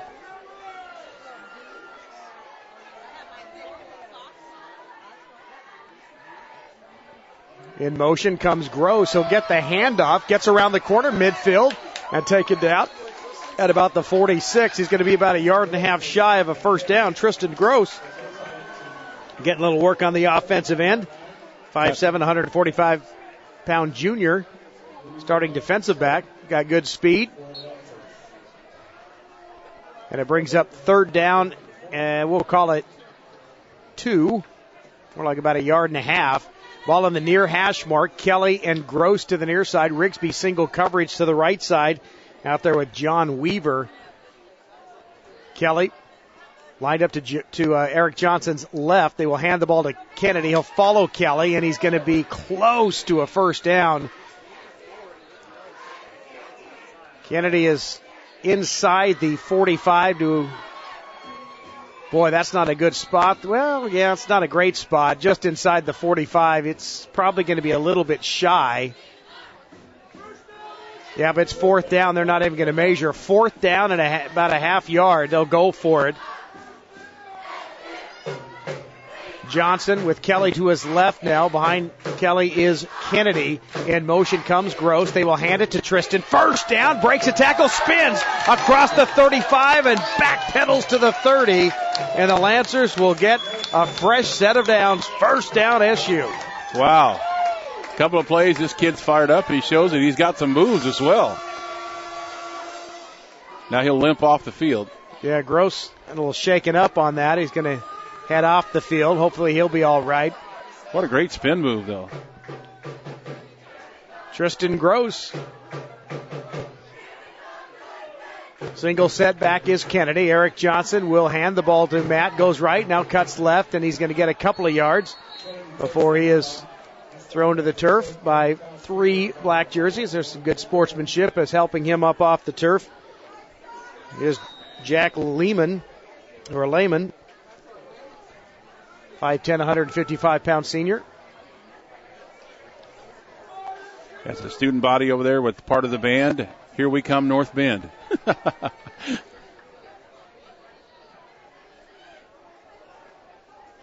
Johnson just letting the time run off the clock. He'll take the snap. Kennedy right up the middle. Forget about it. Green grass, 10-5. Touchdown, South Umpqua.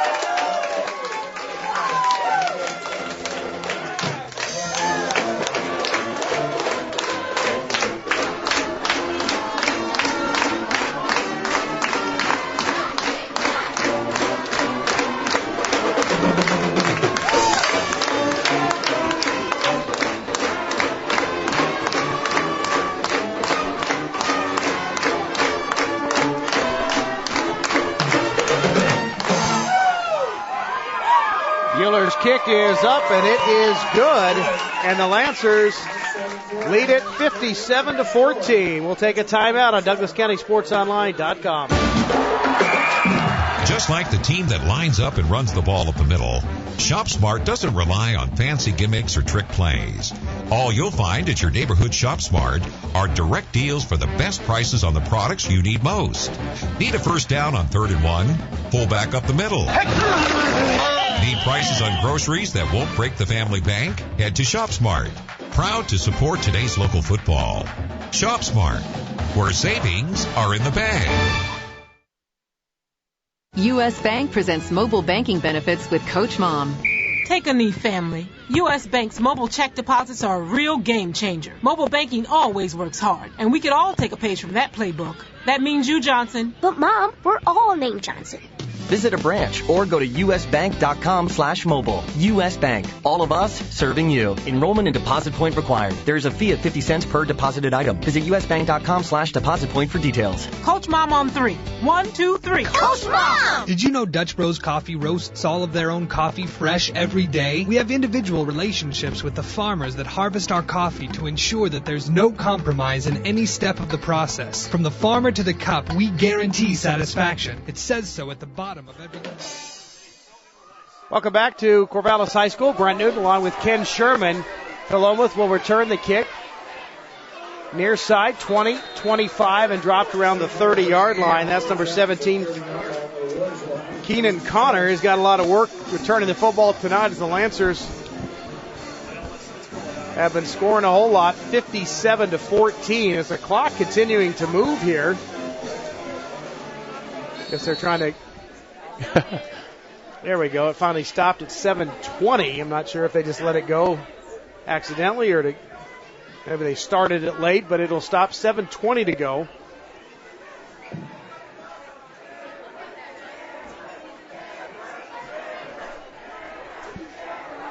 (57-14). South Umpqua will head to North Bend next Friday.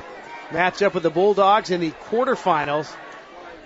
Handing the football off, that is Isaac Manning. Gets across the 35 to about the 38-yard line. Picks up about 9. It'll bring up second down at 1.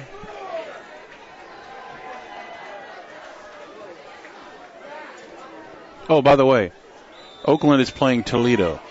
Thank you. Toledo. Thank you, Jason Hink. I couldn't remember. You have no excuse. You're not my age, though.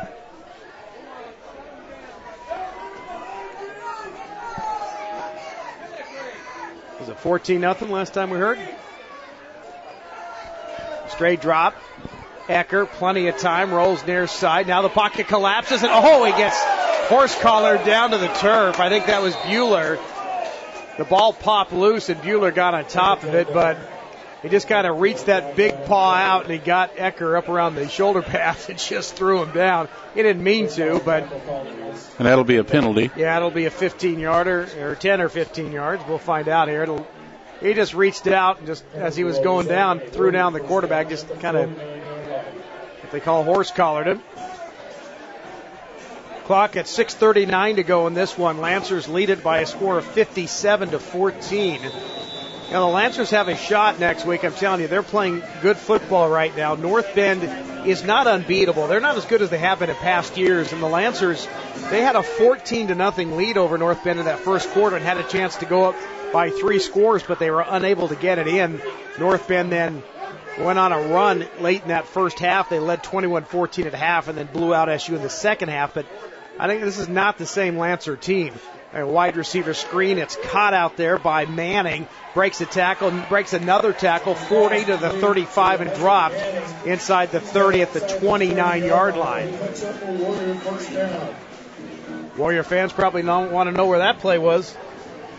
A lot of young players out there. 45 minutes ago. Go ahead. Yeah, a lot of young players out there for South Umpqua. A couple of freshmen out there right now. Jonathan Warner, and making the tackle a few minutes ago there was another one of those freshman players, Justin Thompson. There's a number 34 out there. Unfortunately, I don't have the... Jonathan Warner for South Umpqua. Yeah, it is Jonathan. Yeah, the little freshman made the tackle. I'm looking at last week's roster. Yeah. That's why he is listed. Pressure, fishes in there, and he got away from Aaron. Aaron's still not giving up, though, but Ecker gets rid of it, throws it low, incomplete, intended target Kadri. Good coverage out there by Tristan Gross. Boy, Fish almost had a second sack. He's been working hard coming off the bench. Also into the football game is number 72. That is Bailey Johnson, a 6', 235-pound sophomore. He's the son of assistant coach Mike Johnson. I remember when Bailey was the ball boy when I first started broadcasting for South Umpqua back in 2009. Well, he's bigger than I am. And better looking. They're going to hand the football to, I believe that's Kadri, is going to be hit and dropped. Caleb Newton and Aaron Fish on the stop for South Umpqua. Actually, that is McGarry. Kadri wears number 9. McGarry wears 19. 5 minutes and 15 seconds and counting here. South Umpqua leads it 57-14. All SU here, leading it by 43. Kyler Merritt had 4 touchdowns last week. He has 5 touchdowns tonight. And he hasn't played here in the fourth quarter.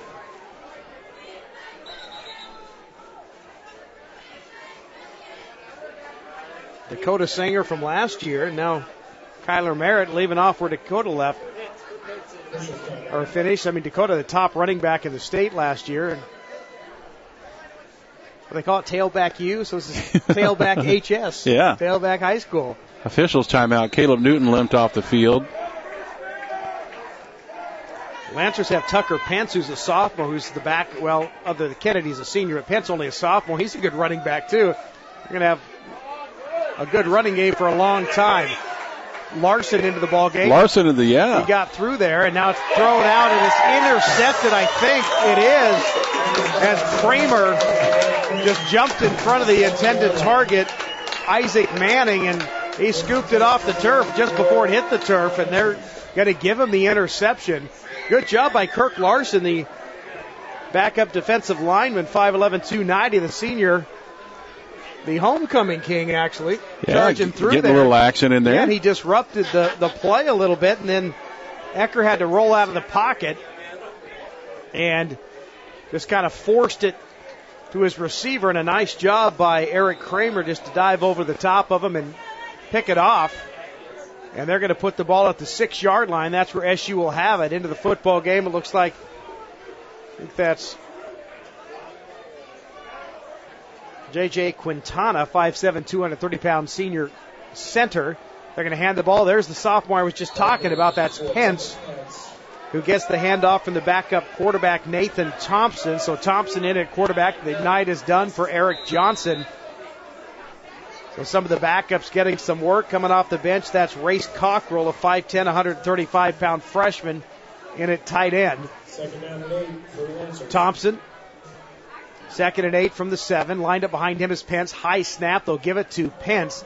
That play was kind of blown up by that high snap. The timing was off, so it's probably a loss of about 2 back to the original line of scrimmage at 3rd and 10.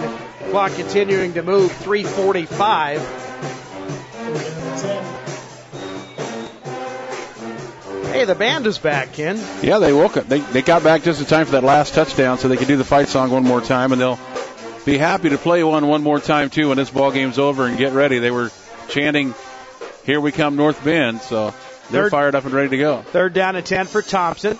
Fakes the handoff. He'll keep it himself. He runs into his lineman, gets away from him. 1st down. Thompson, they're trying to strip the ball, and they do. They finally pulled it away from Thompson at the 22 as he got away from a couple of Warriors who were pulling at the football. He picked up about 14 yards, but they finally jarred the football loose.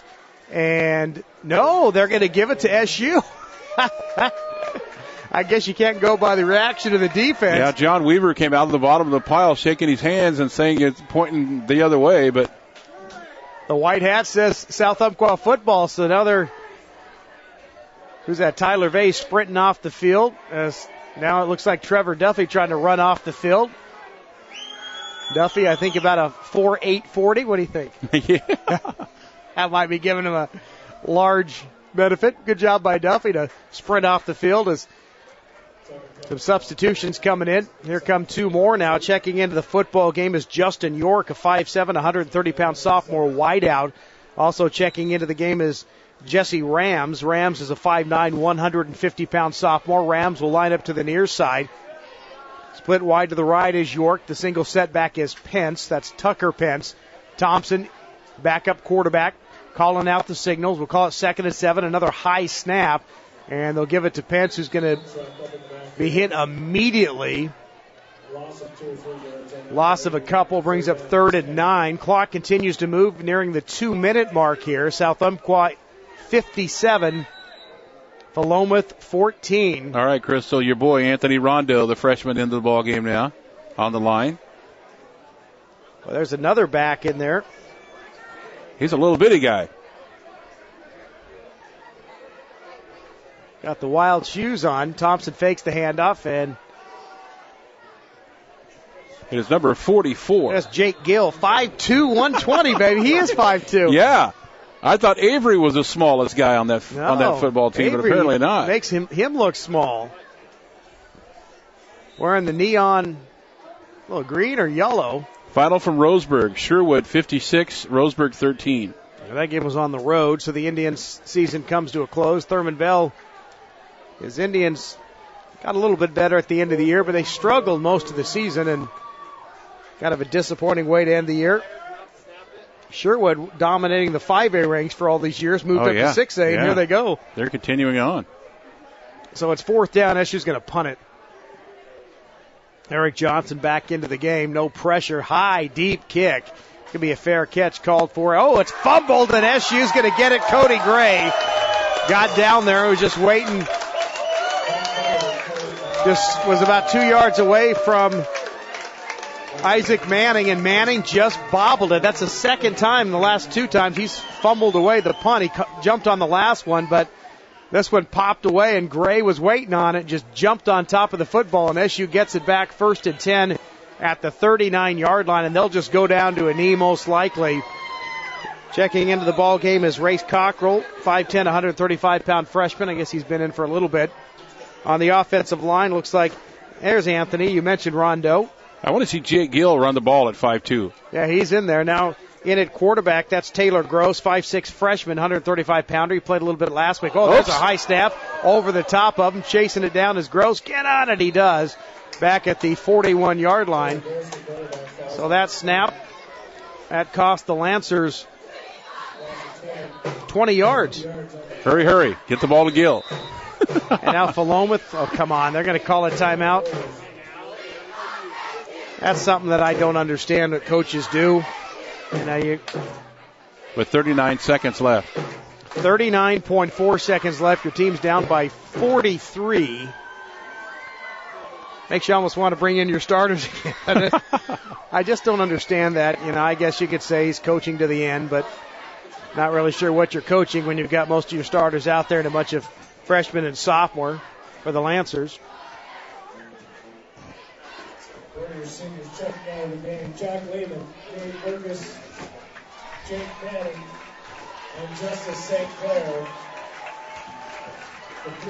So they call the timeout. It looks like they're getting some of the younger kids into the ball game, some of the kids that didn't get to play very often, all the seniors coming out. Nice job, Brian Mills. See you next week. Coaching staff heading down to the sidelines to see their team. Brian Mills shaking my hand. I always liked Brian. He did a nice job at Riddle and then came over to help out Steve Stebbins this season, and his defense has gotten better and better. I'm telling you, they played a heck of a ball game tonight. It looks like he's going to go down to a knee here. Dusty Perez, who helps the offense. I don't think, is he the offensive coordinator? I think Steve Stebbins is officially the offensive coordinator. So Gross will just go up under center. He'll get the snap and take a knee. And I think that might be it. They may have to take one more snap, 30 seconds and counting. No, I think that could do it. Clock continuing to move. Philomath deciding not to use their timeouts. Yep, they're going to take one more snap. Gross goes up under center, takes a snap, down to a knee, and that's going to do it. The Lancers are going to get the victory. You can hear the SU crowd. And they are moving on to the quarterfinals. 4 seconds, 3, 2, and that is it. The South Umpqua Lancers come into Corvallis, and they win it 57-14 over the Philomath Warriors, and we'll keep it here as the tradition. After they shake hands, the Lancers will come over to their home crowd and in front of the band, and they will kick out that fight song. And we'll let you have a listen to it. It's a nice tradition that Steve Stebbins has developed here for the Lancers, and both teams meeting at midfield. The Lancers jumped out to the 12-0 lead. They never trailed. They led at 12-7 after the opening quarter, and they win it 57-14 as the team making its way over here to this side. And they are excited. And we've got another week of football as the Lancers charged up. And here we go.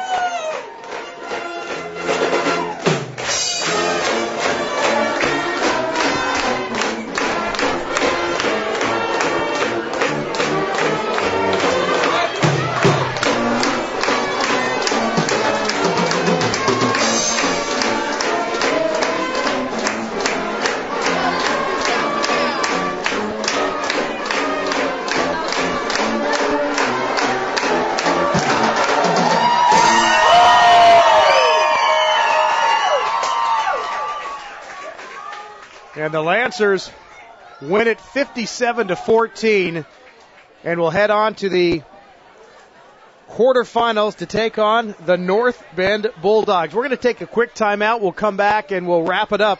The final again, South Umpqua 57, Philomath 14. More next. The post game next on DouglasCountySportsOnline.com. South Umpqua High School Athletics is brought to you by Dell's Building Supply, the South Umpqua Booster Club, D.R. Johnson Lumber Company, SoCo Coffee, Attorney at Law Christopher Peterman, Swanson Group, Fry's Auto Body, Express Employment Professionals, Advanced Eye Care, and the Myrtle Creek Fire Department. You're listening to South Umpqua Athletics on DouglasCountySportsOnline.com. Hey Mom, I have something you should meet. Something or someone? Something. It's my perfect food. It's your what? It's my perfect food. Not only does it taste great, it's packed with protein and calcium. It's my perfect healthy snack. Plus, it's made locally with RBST hormone-free milk, fresh from Oregon Dairy Farms. Okay, I'll bite. What's the name of your perfect food? It's my cottage cheese, from Umpqua Dairy, of course. Umpqua Dairy. Mom, daughter, and quality checked approved since 1931.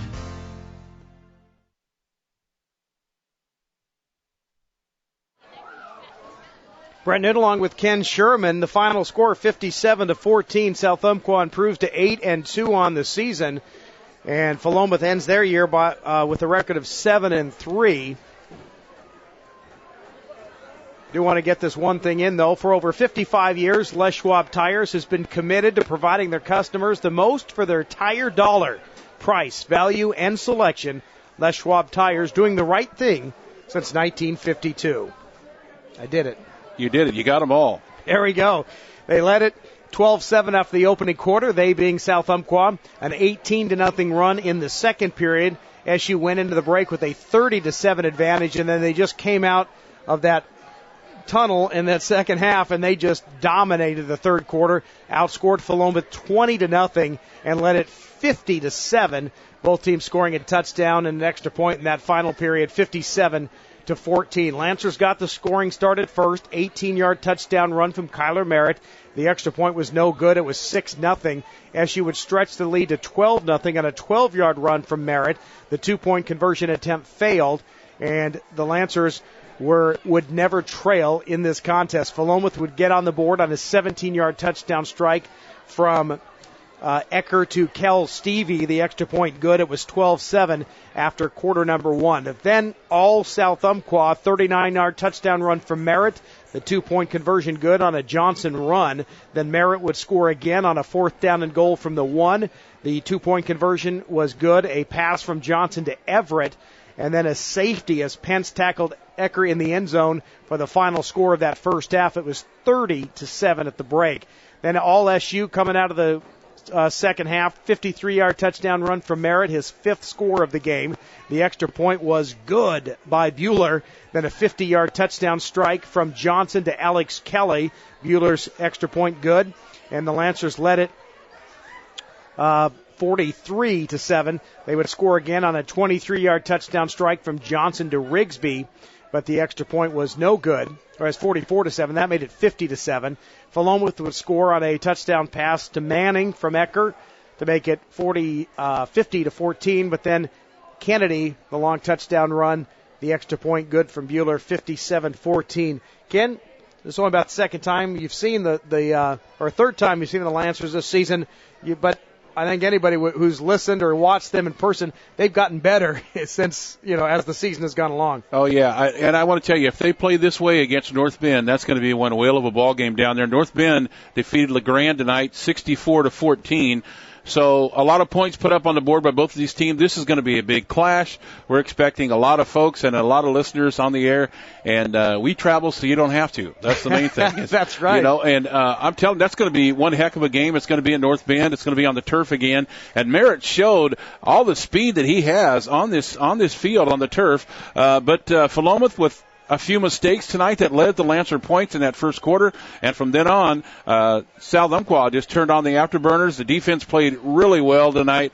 Merritt and the offense ran all in all.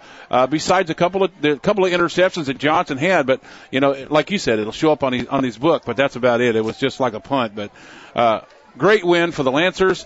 Now they'll get ready, work on some things, and get ready for North Bend. They've got plenty of film on them, I'm sure, now, being they're Far West League players, and it's too bad that they have to play a number 2 seed, this early, and plus North Bend, in the Far West as well. But it should be, if they play tonight, if they played tonight, next week it's going to be a fun one. Yeah, the Lancers have gotten better and better. North Bend, they know who they have to stop. The quarterback Lucero, they've got, there's a Lucero running back, and then, of course, Mr. Matthews on the wideout who scored a bunch of times. Mike Lemming. Hello, Mike. Eric Johnson's stepdaddy saying hi to us here in the press box. He's injured, though. See, looks like he's got a thumb injury. Must have got excited out there cheering. He just wants to take some time off so he can go to the game. Drew Matthews is the one who really hurt the Lancers in that first meeting with North Bend. But I'm telling you, the defense, Brian Mills, he's turned them loose, as he said at halftime when I talked to him when he came out from the halftime break, that they're getting more aggressive defensively. And it's a different team. The Lancers have gotten better and better as the season has progressed. And I think North Bend's going to be shocked when they see the Lancers next Friday. It's not the same team that they met the first go-around. And in that game, though, you've got to remember, North Bend fell behind 14-0. In fact, the Lancers had a chance to go up by 3 scores, but were unable to get it into the end zone. And then North Bend slowly worked themselves into the lead. They took a 21-14 lead into the break, and then North Bend just blew out SU in the second half. But a different team, and it's going to be a good ball game. A lot's riding on it because the winner of next Friday's game will head into the Class 4A semifinals. So the Lancers, they haven't been in the postseason since 2002, and it's been a long time since they've been into the quarterfinals or definitely the semifinals. We'll take a look at that and find out exactly when the last time they were there. But congratulations to Steve Stebbins in his second season, and he's put together a quality staff, a nice group of men. I really enjoyed working with them, and it's great that we're going to be at least one more week as we're going to head to North Bend, and we'll have that game for you Pregame at 6:45. Kickoff at 7 o'clock. I mean, things could change. They could always move it to 7, but tentatively it will be set for 7 o'clock next Friday. Ken, had a good time, and we've got one more game for tomorrow, so you're going to have a quick turnaround. Right. The Camas Valley Hornets take on Pine Eagle. That's a 1 o'clock kick in Camas Valley. If you've never had a chance to watch 8-man football, it's fun. We proved it to you earlier. 66-60 in overtime. Yoncalla over Days Creek. Late in the fourth quarter tonight, it's probably going to be a final now. Oakland over Toledo 35-12.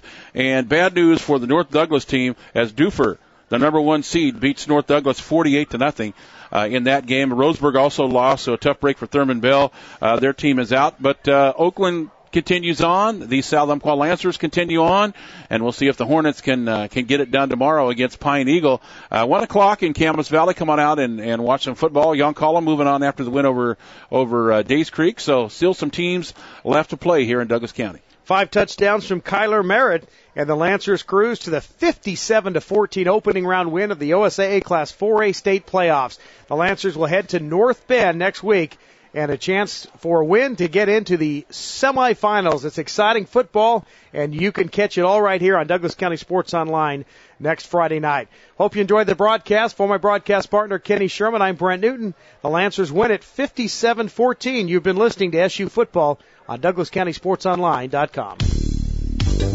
The Oregon School Activities Association thanks you for listening to this OSAA U.S. Bank Les Schwab Tires State Championship event. Les Schwab Tires celebrating more than 55 years of pride in performance.